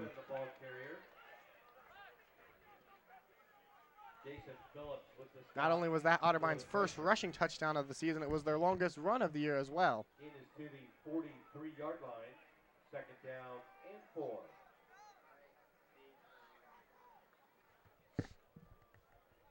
So Sizemore will break the huddle with 2:26 in the third quarter. Otterbein has scored 10 points here in the third quarter to jump out ahead, 24-14.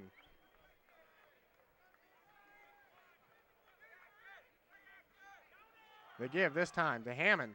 Hammond carries across the 40, and he's finally brought down near the 34-yard line. That's the first time today that we've seen Tyler Hammond come into the game. A number change, traditionally number 7. He's wearing number 8 in this game, the junior.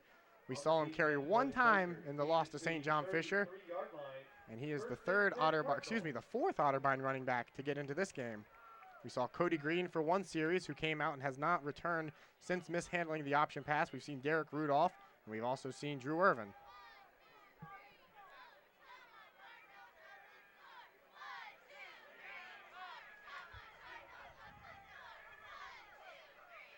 Again to Hammond. Hammond cuts it back across the 30. That's where he's gang tackled by a wall of white jerseys. Tyler Hammond, once again, the ball carrier.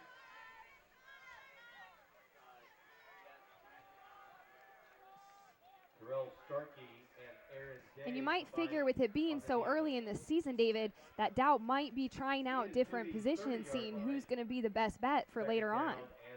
Exactly. This was a team that didn't rush the ball very often last year. They did lose their top 2 rushers from a year ago, Aaron Kincaid and Brock Brzenko, to graduation. Of course, Kincaid was the quarterback, still would have been the team's lead rusher if it wasn't for Brzenko and his injury. So they lost both their top rushers, trying to find some stability at the running back position, and they're going to try to find it with Tyler Hammond this time, who carries it up the middle, close to the first down sticks, and will bring up a 3rd down and 3 yards to convert. Number 75, Donnie Airy, with the tackle for Wilmington. Around the OAC, Heidelberg has now jumped out to a 48-12 lead over Ohio Northern. 7:04 left to play in the third quarter there.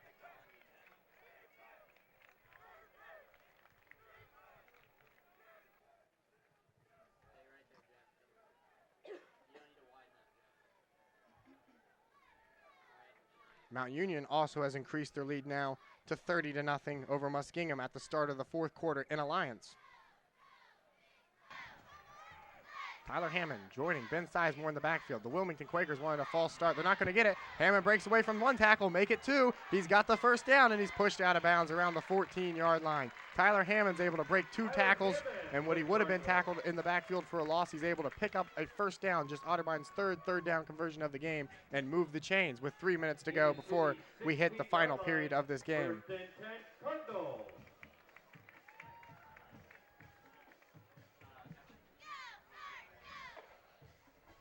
So we see Drew Irwin come into the game now in replace of Tyler Hammond. Hammond's done a fine job on this drive, moving the ball very effectively. McCoy is the receiver all by himself to the bottom of your screen. Otterbein in the I formation. Fakes the give to Hammond. He's rolling out. He's going to throw it, and he can't find his tight end streaking down the middle. Otterbein running out of the I formation for the first time this game. Every other play out of the shotgun. We saw Irwin at the traditional fullback spot in between the running back and quarterback in the offset I, and Hammond behind him. A play Otterbein does not run too often there. A very shotgun-oriented team.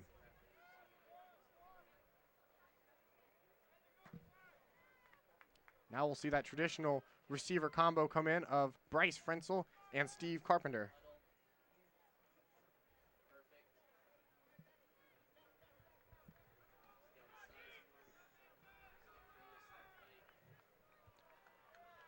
Ball on the 16-yard line. Sizemore looking to throw, goes towards the end zone, and he's got Carpenter for the touchdown. Carpenter's second receiving touchdown of the game. He takes it over the goal line from 16 yards out. Ben Sizemore has 3 passing touchdowns in this game, the most he's had since the Muskingum night game here last year. And Otterbein goes up 30-14 over Wilmington. So Alana Gaither again to come out, attempting her 4th extra point of the game. Brick Davis is the holder.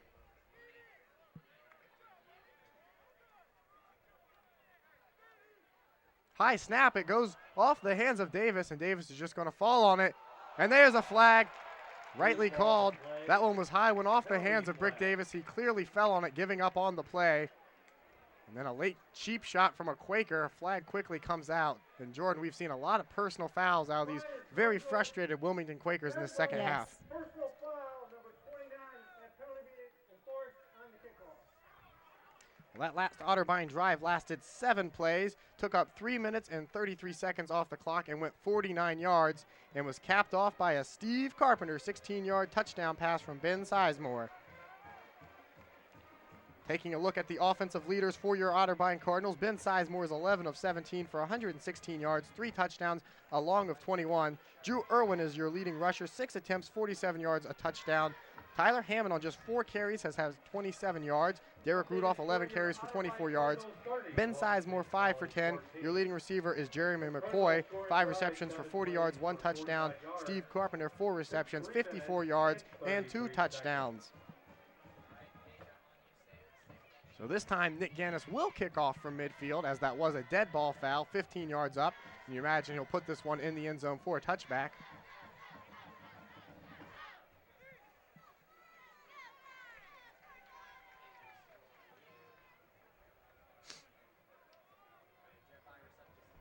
Number 14, Nick Gannis, in to kick it away for Otterbein.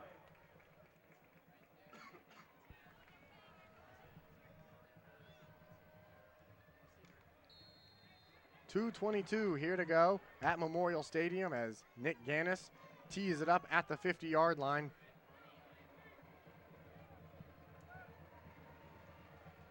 A very different Otterbein team we've seen in this second half compared to that of the first.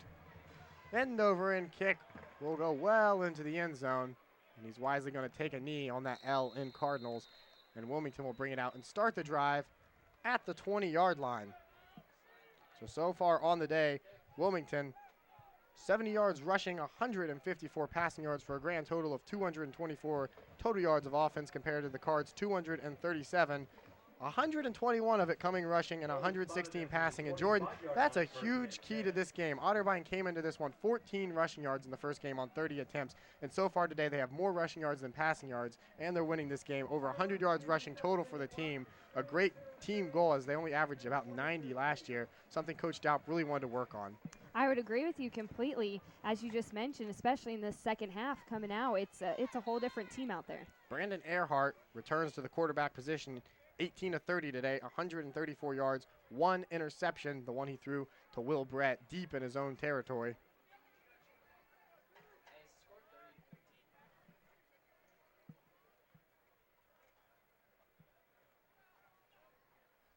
Earhart fakes the give. He's looking for his receiver. He's got it near the first down marker. Jeremy Duncan coming up with his 8th reception of the game. Now the team's lead receiver in that category. Fakes the give to Kruer. Again, looking for Duncan. That one in and out of the hands of Duncan as he tries to target him yet again. We've seen Duncan drop a few passes thrown his way today. 2 minutes to go before we hit the fourth quarter. Otterbein up 16 points here. Wilmington trying to drive. Third down, 1 yard to go. The give is to Kruer. He tries to go up the middle. He can't. And he's tackled in the backfield for a loss. And it will bring up fourth down. In the backfield by Cardinal defender number 44, Patrick Coleman. Lost a yard on the And they're going to bring in the punt team now.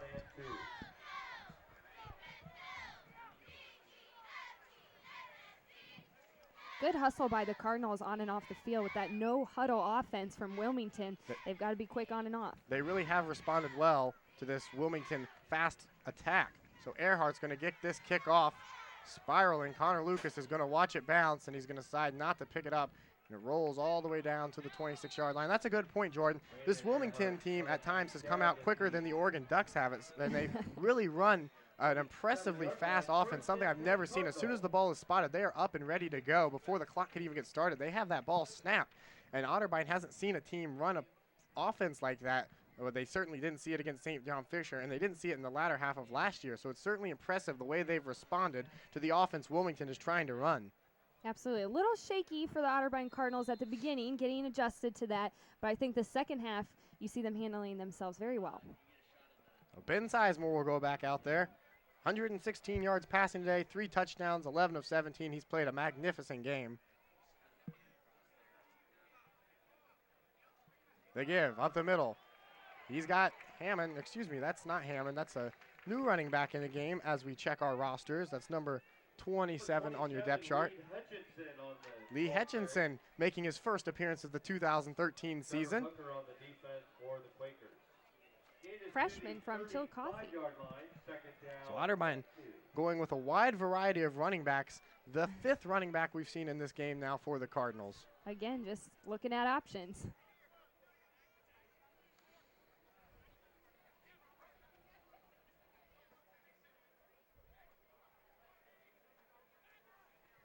Sizemore looks to throw, throws for Frenzel. Frenzel makes the catch. Minimal gain, but it will be enough to move the chains for Otterbein's 13th first down of the game. It is to the 39-yard line, 1st and 10 Cardinals. 7 Otterbein players have carried the ball in this game. So Otterbein rotating it around, getting a lot of touches. It will again go to his freshman. And he loses the football. He picks it up, and he's trying to run again. Tackled down around the 35-yard line. So we've seen a couple fumbles in this game from players making their first appearances in 2013, and that's not a good way to stay on the good side of Coach Tim Daup. Fortunately for the freshman, he's able to recover there and try to make a return out of it. Cody Green was not so fortunate in the first half when he fumbled Ben Sizemore's option.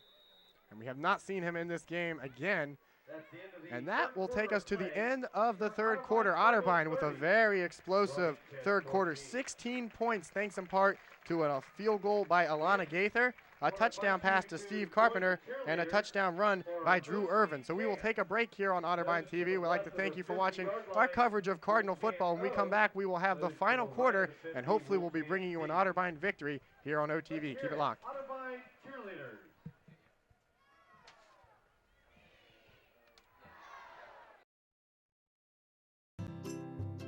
Think you found every hazard out here today?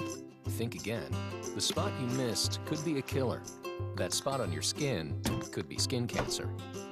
If you're a man over 50, you're in a group most likely to develop skin cancer, including melanoma, the kind that kills 1 person every hour. That's why your best shot is to check for a spot. It's easy. Follow through and check your skin. Go to spotskincancer.org to find out how. A message from the American Academy of Dermatology. At what age is the color that your skin was meant to be no longer beautiful? Every year, millions of young women try to change the skin they were born with and say they die for darker skin. Sadly, some actually do. Melanoma is the 2nd most common cancer in teens and young adults, and 1 person dies from melanoma every hour. Change your thinking, not your skin. Stop tanning. Learn more at Spots. Back at Memorial Stadium, where Otterbein is looking to extend their lead. Ben Sizemore's throwing, and that one is off the hands of his senior receiver, Steve Carpenter. Otterbein starting the third quarter here. Sizemore's pass intended for Here at home, coming Saturday at Memorial Stadium. We thank you for watching OTV's coverage of Otterbein Athletics. And remember, the next time that your Cardinals will be in action will be on the road as they travel to John Carroll near Cleveland this Saturday to take on the Blue Streaks in their second OAC game of the season. You can catch that game on WOBN. It will be a night game at 7 p.m. up near Cleveland. The next the next OTV broadcast of a football game will become next month on the 5th when Baldwin Wallace comes to town. Another night game for these Cardinals. So Ben Sizemore in the gun. Fades the pass. Chucks it deep for McCoy. McCoy in and out of his hands. He gets sandwiched between two cornerbacks. He's unable to come up with it. And it will bring up a fourth down for the Cardinals and a punting situation. Bring up fourth down for the Cardinals. So punt team comes on for both sides, a area that has been very unimpressive for the Cardinals and will probably be a key focus area for Coach Daup. As we mentioned, Jordan Keaton, the usual punter, suspended for this game, so we've seen Ryan Toombs for the majority of the game handling the kicking duties.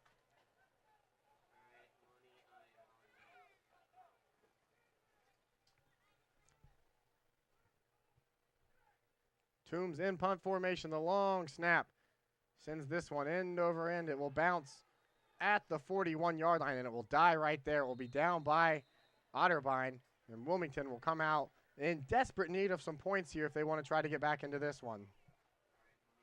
Cardinal punt is down by number 41, Tony Foreman. Ball is spotted at the 41-yard line. First and 10, Wilmington.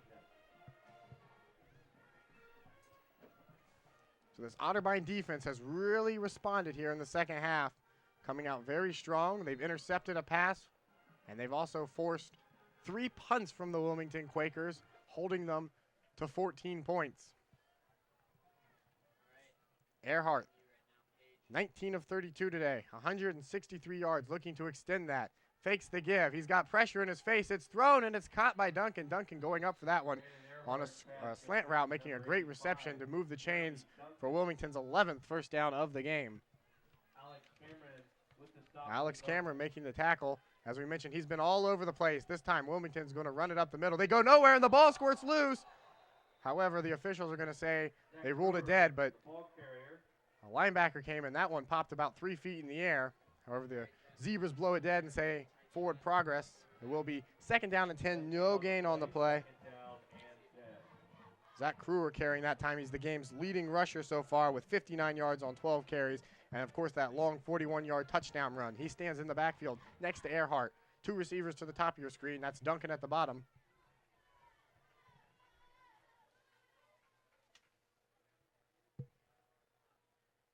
Earhart looking to throw. He's got it to Duncan, and Duncan again in and out of his hand. And for all the numbers Duncan has put up today, 9 receptions for 70 yards. He's had just as many drops. The 4th or 5th drop of the game for Duncan.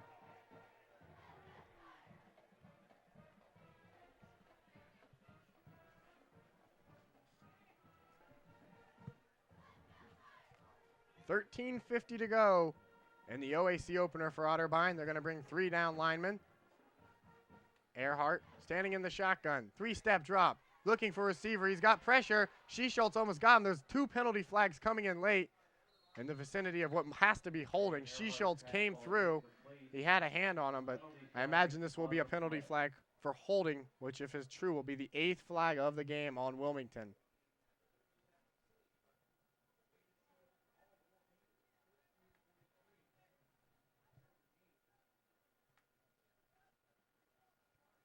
We wait on the official signal. They're going to talk things over with Coach Tim Daup, who comes into this one 8-3 all-time as Otterbein's head coach, coming off the 8-2 season last year, 0-1 this year. Coach Daup will accept the penalty. It looks like it will be a holding call. Number 51, the offense. Penalty. Repeat, third down. The holding call is on the left tackle, Tyler Johnson, the sophomore. And it will push Marietta back, or excuse me, Wilmington even further. 10-yard penalty brings up third down and 20 for the Quakers. So 3rd down and a taxi ride for Wilmington here. 4 receivers to the top of your screen. Duncan down at the bottom. 13:43 left to play. Otterbein up 16 here at homecoming. The shotgun snap. Drops back the pass. Pressure instantly. Schultz almost got a hand on it. And nowhere to go as he's wrapped up. Cardinal defense not fooled that time. Schultz, who's had a fine game coming back off his injury, is right in his face instantly, forcing a short pass. And Jalen Kennedy, a comm major, shout out to him, comes up with the tackle. 4th down and 15. Wilmington's got to start thinking about the clock here with just 13 minutes left to go, trailing by 3 scores. But they will go with punt formation here.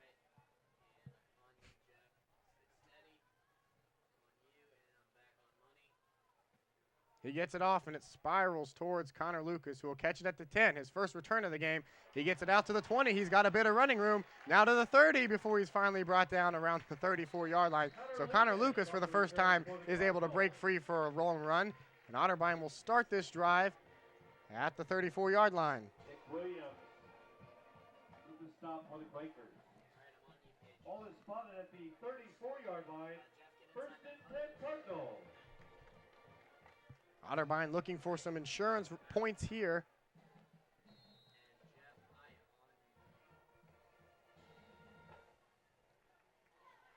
Ben Sizemore having a fantastic game, 12 of 20, 120 yards passing and 3 scores through the air. He's accompanied in the backfield by Cody Green and Drew Irwin. Cody Green making his first appearance since fumbling. There's a late flag thrown in. One of the linebackers for Wilmington came through very quickly, and a flag was thrown. Looks like it might be for a late hit on Sizemore. The player's reaction for Otterbein looks like it might be that way too. Appeared to me he hit him right as soon as he let the ball go.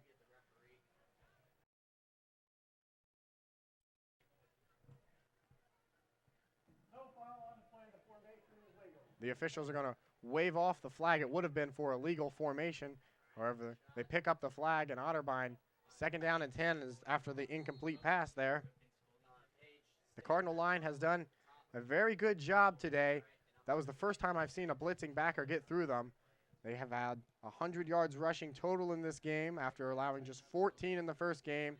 Coach Daup has to be very impressed with how his big offensive lineman, his young offensive line, has handled the Wilmington front 7 in this one.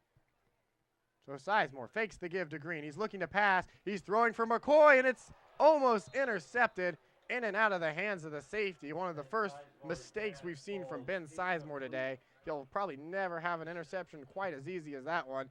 Very frustrated with himself as that one goes in and out of his hands. That was Eric Watts, the junior strong safety. And now it brings up a 3rd down and 10 for the Cardinals.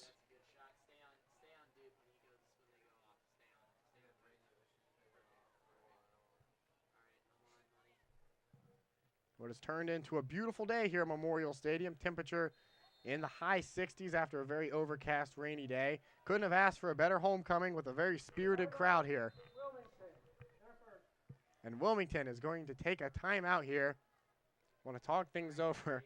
If Otterbein can convert here, will be a momentum killer for the Quakers. We thank you for watching OTV's broadcast. I'm David Kinder. Going solo in the press box, we thank Jordan Brown for all of her help in filling in for color commentator.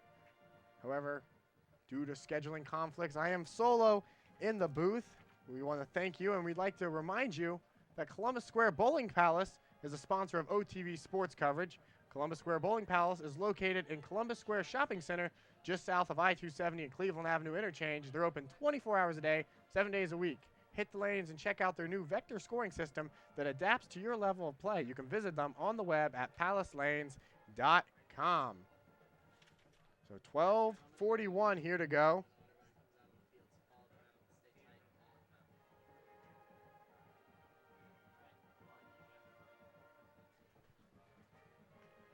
Otterbein facing 3rd down and 10 here.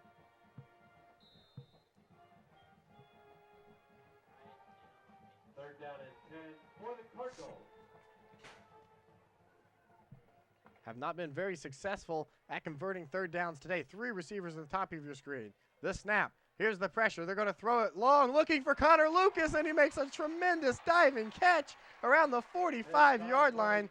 There is a penalty flag on the play.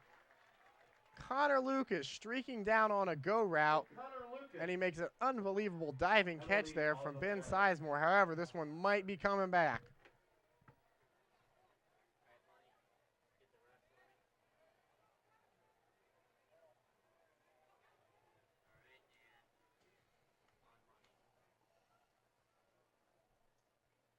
Ineligible, downfield, number 12, was covered by the wideout. 5-yard penalty from previous spot, repeat, third down. So Connor Lucas makes an unbelievable catch, his first of the game. However, it all goes for naught because he was a covered receiver on the line of scrimmage. Only the last receiver on the line of scrimmage is eligible to catch a pass, and he was covered up by Steve Carpenter that time. So his amazing acrobatic catch is revoked. Score update from Muskingum. Mount Union scores another touchdown. The final in that one, 37-0. A very unusual score for Mount Union, who's used to putting up at least 50 on opponents.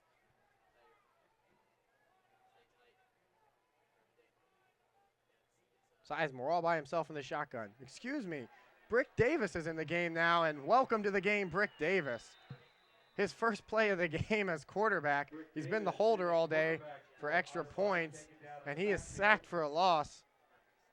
So, welcome to the game, Brick Davis. Comes in and he's sacked for a big loss, and Otterbein will send in the punt team. Brick Davis last year started one game. That was the Capital game, in which both Aaron Kincaid and Ben Sizemore were both hurt. He played effective enough to get the win over hated Capital. And then his first play at quarterback this season goes down for a huge sack.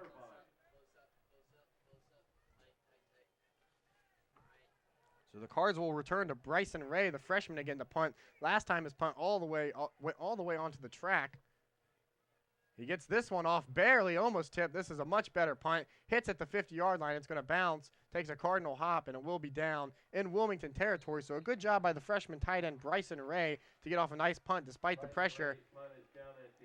And Wilmington, you got to imagine, is in desperation mode now. Technically still a two-possession game, only trailing by 16 if they get the conversions. However, that's a mighty big if.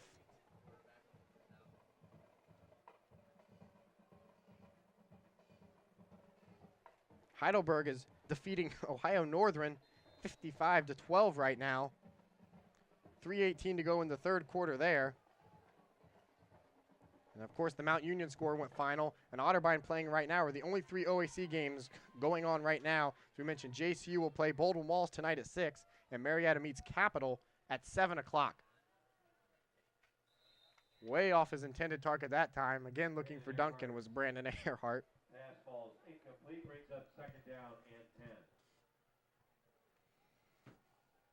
So Brandon Earhart, not quite the game he had in week 1 against Olivet, with 3 passing touchdowns in that one and over 300 yards. Today limited to just 181 yards on 21 of 36. And of course, the very, very costly interception that started the switch in momentum. They give up the middle, and he's going nowhere. Zach Kruger takes it up. He is the game's lead rusher today. His 14th carry of the game for what is now 60 yards after that 1-yard gain. His 41-yard run in the second quarter was the longest run of the game. Wes McKeever was in on that tackle. Gain of 2 on the play, brings up third down and 8. 3 receivers to the bottom of your screen, 2 to the top. Spread formation. Otterbein showing blitz now. All 3 linebackers have stepped up now into the slots.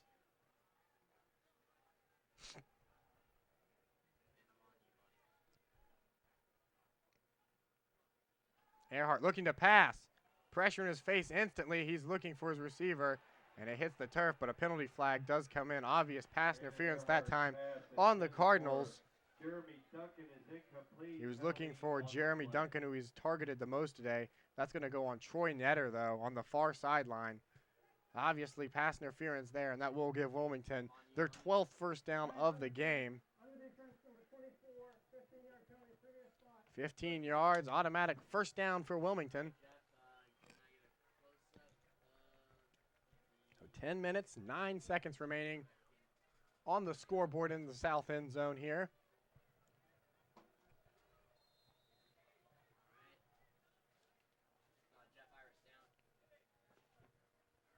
Kruger joining Earhart in the backfield. Earhart, 3-step drop, looking to throw. He was trying to target Duncan yet again, but it hits the turf. Alex Cameron on the coverage.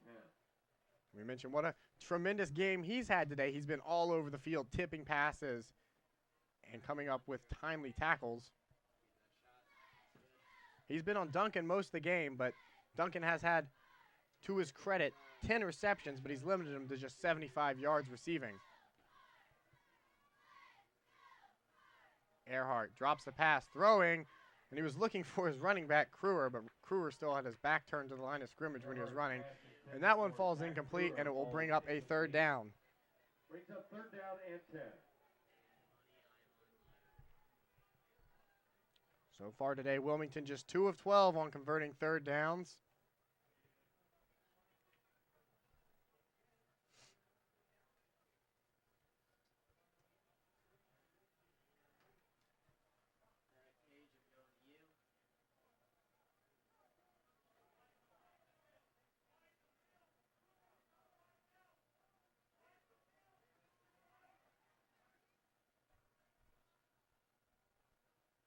Earhart, 3-step drop. He's being pressured.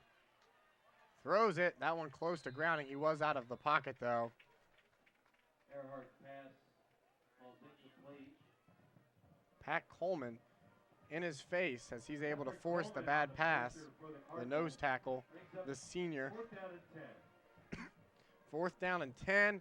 And this looks like it might be going time for it, but the Quakers. But instead, they're going to line up in punt formation. However, that hasn't stopped them from going for it today. We've already seen one fake punt where Earhart tried to throw it for completion.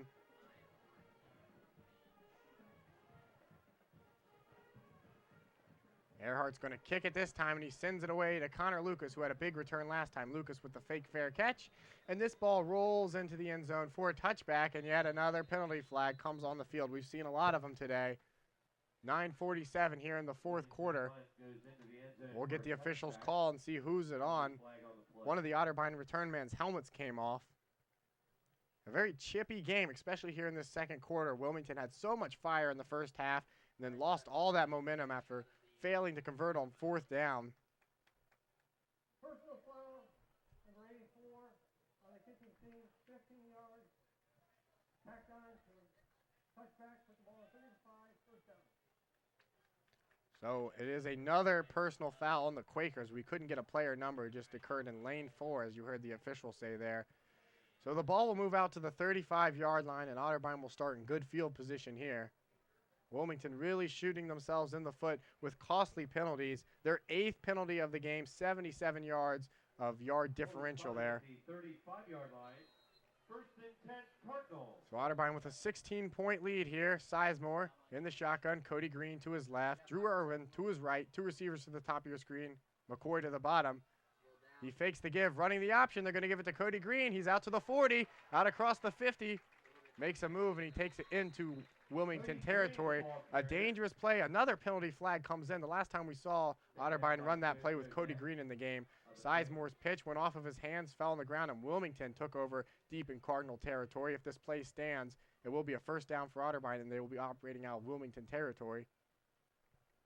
However, it looks like it will not stand as we see the Cardinals start to back up, holding probably.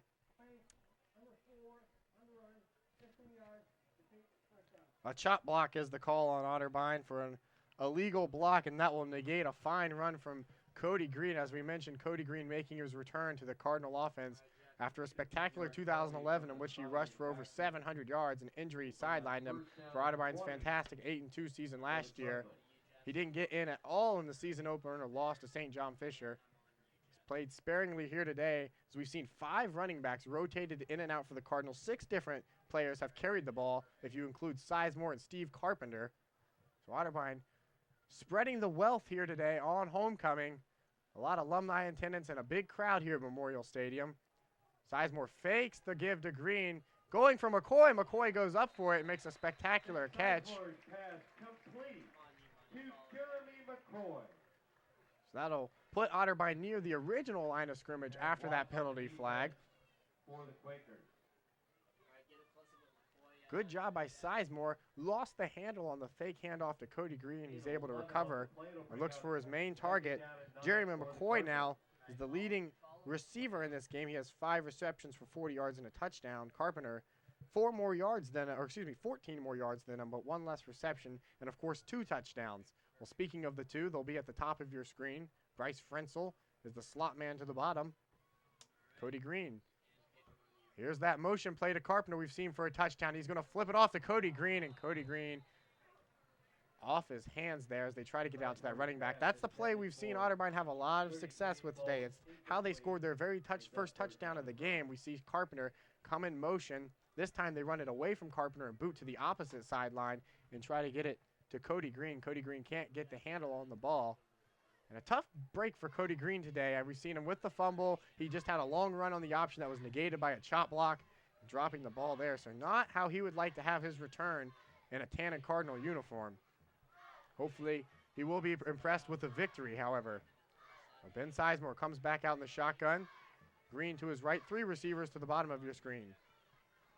Sizemore looks to pass. He's going to intend it for Cody Green again, that time in and out of the hands of a Wilmington linebacker. A dangerous pass that is almost intercepted by Drew Duty. Ben Sizemore on the day, if that is the last we see of him, has been 13 of 25 for 131 yards. We did see Brick Davis come into the game for 1 play last drive. Possibly Ben Sizemore with an equipment problem or a minor injury. He seems to be fine now, but interesting to note that Brick Davis did come in for 1 play and was promptly sacked. So Bryson Ray back to punt. He got off a good one last time, and this is another good one, a high arching kick that will be received at the 25-yard line. He goes nowhere, but yet another penalty flag comes in, and that one's got to be on Otterbein. JoJo Neck on the return for Wilmington. Penalty on the play. Otterbein today, 7 penalty flags for 65 opposite yards. They had 9 in the first game, so definitely a key emphasis for Coach Daup wants to get the penalties down in this game. Well, my correction, the flag will be on the receiving team, and that will move them back 10 more yards. They will start this drive at the 15-yard line, so good coverage by the Otterbein punt team as we've seen all day long from them. Ball is spotted at the 16-yard line, 1st and 10. Just 2 returns all game on the punt team for the Quakers, only 2 yards. So Earhart, if he wants to win this game, this might be his last opportunity, trailing by 16 points, 8:11 left to go. Deep in his own territory. Kruer motions to stand to the left of him. Earhart fading to pass. Now he's pressured by Schultz. Schultz in hot pursuit of him. He's throwing for Duncan, and Duncan has the catch before quickly stepping out of bounds at the 43-yard line. So Duncan now has 11 receptions in this game, by far the most on either team. Unfortunately for Duncan, he's also had 4 or 5 drops as well. So as we've seen all game, Wilmington moving very quickly. The give to Kruer. Schultz misses a tackle. Kruer has some running room. He's at the 50. And a good shoelace tackle by Alex Cameron. As we mentioned, he's played a spectacular game from his cornerback position. Moving as quickly as Oregon here. Wilmington up to the line of scrimmage again. 7:53 left to play. Earhart going to pass, looking for Duncan again. He's got Duncan. Alex Cameron yet again. Gang tackled for about a 6-yard pickup. Alex Cameron, if we're handing out a defensive MVP award in this game, it's either going to go to him or Will Brett, who had the very timely interception that changed momentum for the Otterbein Cardinals. A high snap, and it goes over the head of Earhart, who falls on it at the 50-yard line. That is the first errant snap of the game we've seen from, oddly enough, the center's name for Wilmington is Jeremy McCoy. No relation to the Otterbein wide receiver, I'm assuming. They're down at 12. So the Jeremy McCoy for Wilmington has a high snap that goes over the head of Earhart, and he'll take a loss of about 6 on it. So it'll be 3rd down and 13. Wilmington 2 of 13 today on 3rd down conversions. Otterbein drinking a 4-man rush. He's feeling the pressure, going to step out of the pocket, and he's got Akers, Akers has the first down. He gets past one tackler, and he's met by a wall of red jerseys and finally brought down, and that will move the chains. The 15th first down of the game for Wilmington. They have 2 more than Otterbein so far. That's the first time he's targeted Akers in this half. Akers now has 8 receptions in this game. He's going to roll out to the far sideline, chucks it high, and it's intercepted by Alex Cameron. Alex Cameron comes away with it at the 30 before being upended, and we just talked about it. I said it all day. Alex Cameron has had an amazing game, and he just caps it off there with an interception. For Brandon Earhart, it is his second of the game. Will Brett has the other one, the freshman. Alex Cameron making a name for himself at the cornerback spot. He's had a few big tackles here, and he gets the interception. Otterbein 1, Manchester 0. And it looks like Ben Sizemore's day is going to be over as Brick Davis is going out on the field. On the day, Ben Sizemore played magnificently. 13 of 25, 131 yards, 3 scoring passes through the air, the most he's had since he had in his first career start against Muskingum here at Memorial Stadium under the lights last year. So with 6:40 left, Brick Davis will come into the game. Last time he was in, he got sacked. He's pump fakes, looking again, and he's going to be sacked again. Brick Davis is not having a good game today. He's been the holder. He bobbled 1 snap, and at 2 plays at quarterback, as he puts his hands up in disbelief. His offensive line has played tremendously for Ben Sizemore, but now that Brick Davis comes into this game, they allow blitzing linebackers to come through, and he's been sacked twice now. Second down and 21. So an 11-yard loss for Brick Davis, the junior quarterback out of Chillicothe, Ohio. Derek Rudolph is the running back joining him. And Rudolph will get the carry. Rudolph takes it across midfield. He's at the 30, cuts back. He takes it down to the 31-yard line towards the original line of scrimmage. A good run for Derek Rudolph, his longest of the game. Trevor Hooker combines on the defense with Eric Watt. Need is out to the 31-yard line. 11 on the play. Brings up third down. As we mentioned, 3 quarterbacks started last year at one time or another for Otterbein. Brick Davis's limelight came in the Capital game when he directed them to a victory in Bexley over the Crusaders. He played sparingly after that whenever Ben Sizemore would go down with an injury. And right now he has stepped into this game with 5:07 left, trying to preserve the Otterbein lead as he drops the pass. He's looking for McCoy, and he's got it complete. McCoy makes 1 man miss. He has a first down, makes 2 miss, and he's tackled near midfield around the 49-yard line it will be. Jeremy McCoy. So the first pass of the season for Brick Davis is completed to McCoy. McCoy now has 7 receptions in this game. The clock will keep ticking down, and for Wilmington, you got to imagine they need a stop here if they want to be in this one still.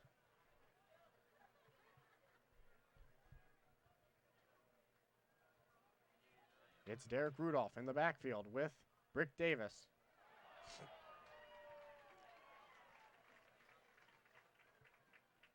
The Chillicothe native takes the snap, hands to Derek Rudolph. Derek Rudolph's going nowhere as he tries to run a counter around the tackle. A gain of about 2 there. As the fan favorites unfolding before us, the T-shirt gun is shooting T-shirts into the homecoming crowd. We had a crowd of just over 3,000 for the season opener and appeared to be more for this game. A crowd hovering probably around 3,300 here at Memorial Stadium.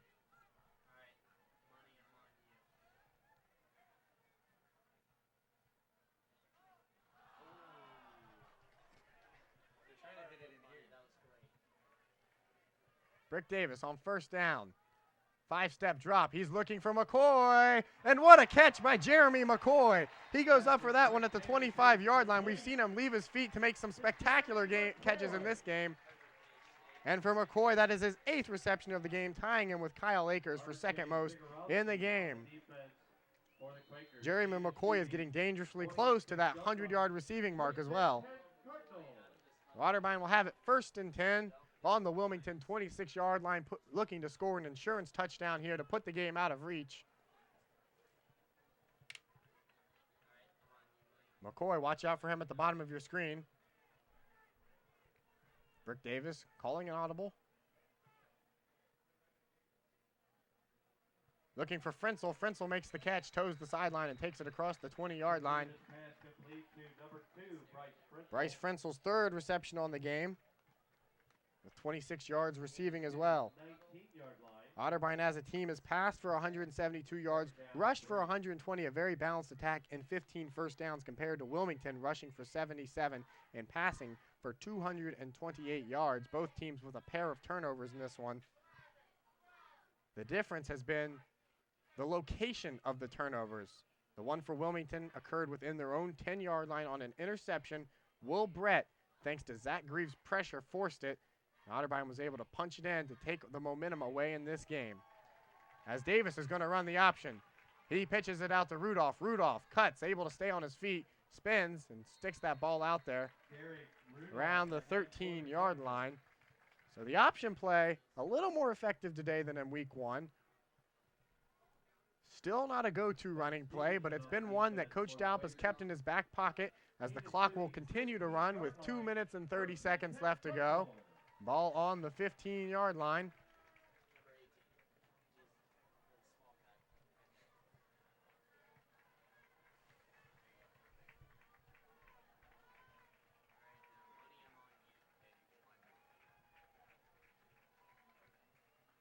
This has been Brick Davis's drive the whole way. He gives it to Rudolph. Rudolph's able to smash ahead on the halfback dive for about a 3-yard gain there, and it'll bring up second down here. As the clock is now under 2 minutes, I think it's safe to say, barring a miracle, Otterbein will win on homecoming at Memorial Stadium. And if that is the case, they will go to 1-1 on the season. 404th victory in the history of Cardinal football. As they start their quest for that elusive OAC championship, something that has not been brought home to Westerville since 1946. In a year following the war, when a lot of servicemen returned, Otterbein was able to go in 7-1, win the OAC. Their only loss to West Virginia as he gets it out to McCoy. McCoy is hit hard around the 10-yard line and tackled hard. The only OAC championship in Otterbein history. They came very close last year, losing 2 conference games to Heidelberg and Mount Union, finishing 3rd in the conference. They might be disappointed with their week 1 loss, but it has nothing to do with their chances of winning a conference title. Brings up 3rd down and 6.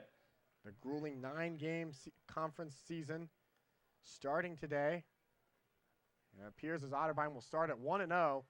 Just 45 seconds left on the clock. Otterbein doesn't seem any hurry to try to score here and just will let the clock go, it appears. And that's exactly what they'll do. The greatest formation in football history, the victory formation. Brick Davis takes a knee on it. He'll probably have to take one more. And he looks like he will not. The play clock is a little less than that of the game clock, so 20 seconds on the clock. Led by Pat C. Schultz, who made his return after the injury. Otterbein will line up at the 50-yard line, and after a very slow start, they're able to get the win here on homecoming at Memorial Stadium. 30-14 over the Wilmington Quakers.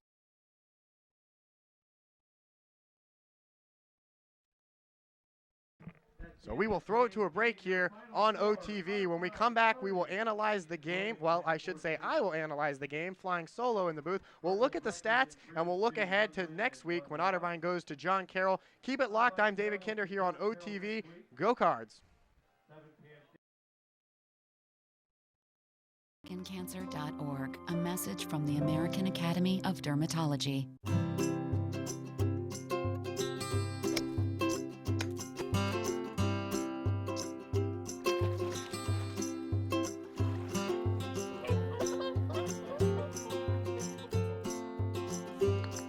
Think you found every hazard out here today? Think again. The spot you missed could be a killer. That spot on your skin could be skin cancer. Fact is, if you're a man over 50, you're in a group most likely to develop skin cancer, including melanoma, the kind that kills 1 person every hour. 1 in 5 Americans is likely to develop a form of skin cancer during their lifetime. That's why your best shot is to check for a spot. It's easy. Follow through and check your skin. It could be the save of a lifetime. Go to spotskincancer.org to find out how. A message from the American Academy of Dermatology.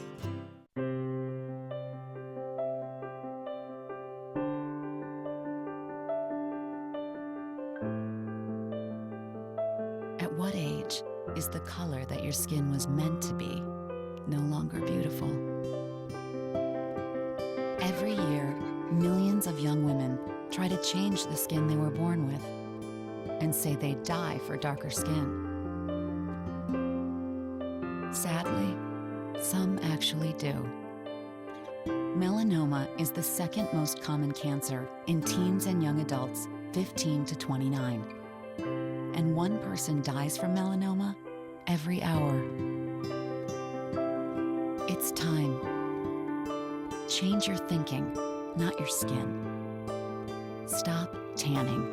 Learn more at spotskincancer.org. A message from the American Academy of Dermatology.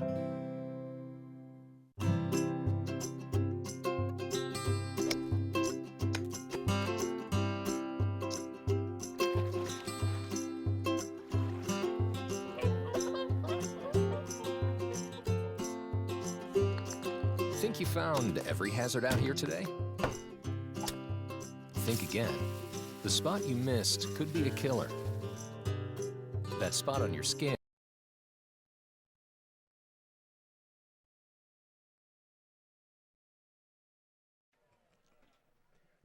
103-year tradition comes to an end as Otterbein gets the win on homecoming at Memorial Stadium, 30-14 over OAC foe Wilmington. It didn't go exactly as Otterbein had it planned. We thank you, though, for watching OTV's coverage of college football here on Otterbein Television. I'm David Kinder. Otterbein, as I mentioned, got the win 30-14. Well, they went into the locker rooms all tied up at 14. However, an explosive third quarter for Otterbein got it done. Ben Sizemore played very effectively as we take a look at some of the game stats. He was 13 of 25 for 131 yards and 3 touchdowns. Brick Davis replaced him in the fourth quarter, 4 of 4 for 51 yards for a grand total of 182 passing yards for the Cardinals. Otterbein used 5 different running backs in this one. Derek Rudolph got the majority of the handoffs, 15 of them for 42 yards. Drew Irvin's touchdown run really broke open the Cardinals' offense. 6 attempts, 47 yards, a touchdown. Jeremy McCoy, the most targeted receiver for Otterbein, came very close to 100 yards, had 95 on 9 receptions, a touchdown. Steve Carpenter had 2 touchdowns on 4 receptions and 54 yards. And looking over on the Wilmington side of the ball, Brandon Earhart didn't play exactly as well as he did in the Week 1 loss to Olivet. 43 attempts. He threw 2 interceptions, 228 yards. Zach Kruger had 15 attempts for 76 yards and 1 long touchdown run of 41 yards. And Jeremy Duncan, 12 receptions, 104 yards, no touchdowns. Kyle Akers had their 1 receiving touchdown on 8 receptions. So as we see the two teams break huddle, Otterbein moves to 1-1 on the season, undefeated in Ohio Athletic Conference play. Wilmington, no surprise, 0-2 on the year. This was a game Otterbein expected probably to win a little handily, came in a little overconfidence. However, after the second half, they were able to adjust, rebound, and come back. And the MVP of the game, in my mind, goes to Alex Cameron, who played a sensational game at his cornerback position. We saw him close the game out with an interception. He also made timely tackles and played very well in close coverage of Duncan, forcing him to miss a few passes. Well, as we look forward for Otterbein, their next game will be next Saturday when they take on the Blue Streaks of John Carroll. That will be a night game at 7 o'clock. And the next time they'll be here in Memorial Stadium will be the following Saturday against Baldwin Wallace, another night game at 7 o'clock. You can watch right here on OTV. OTV's next coverage of an athletic event will be this Wednesday when women's volleyball heads to the Reich Center. You can catch that streaming live on Otterbein Television at 7 o'clock. And for Wilmington, the next time you will see them in action will be the following Saturday when they go to Heidelberg to take on the Student Princes for a 1:30 kick. Well, that does it for OTV's coverage of Division III college football. We'd like to thank everyone for watching. Remember today's final score, Otterbein 30, Wilmington 14. We'd like to thank our sponsor, Columbus Square Bowling Palace, for everyone who was part of the production. I am David Kinder. We thank you for watching. Otterbein gets it done 30-14 here at homecoming in Memorial Stadium. Keep it locked to OTV and go Cards.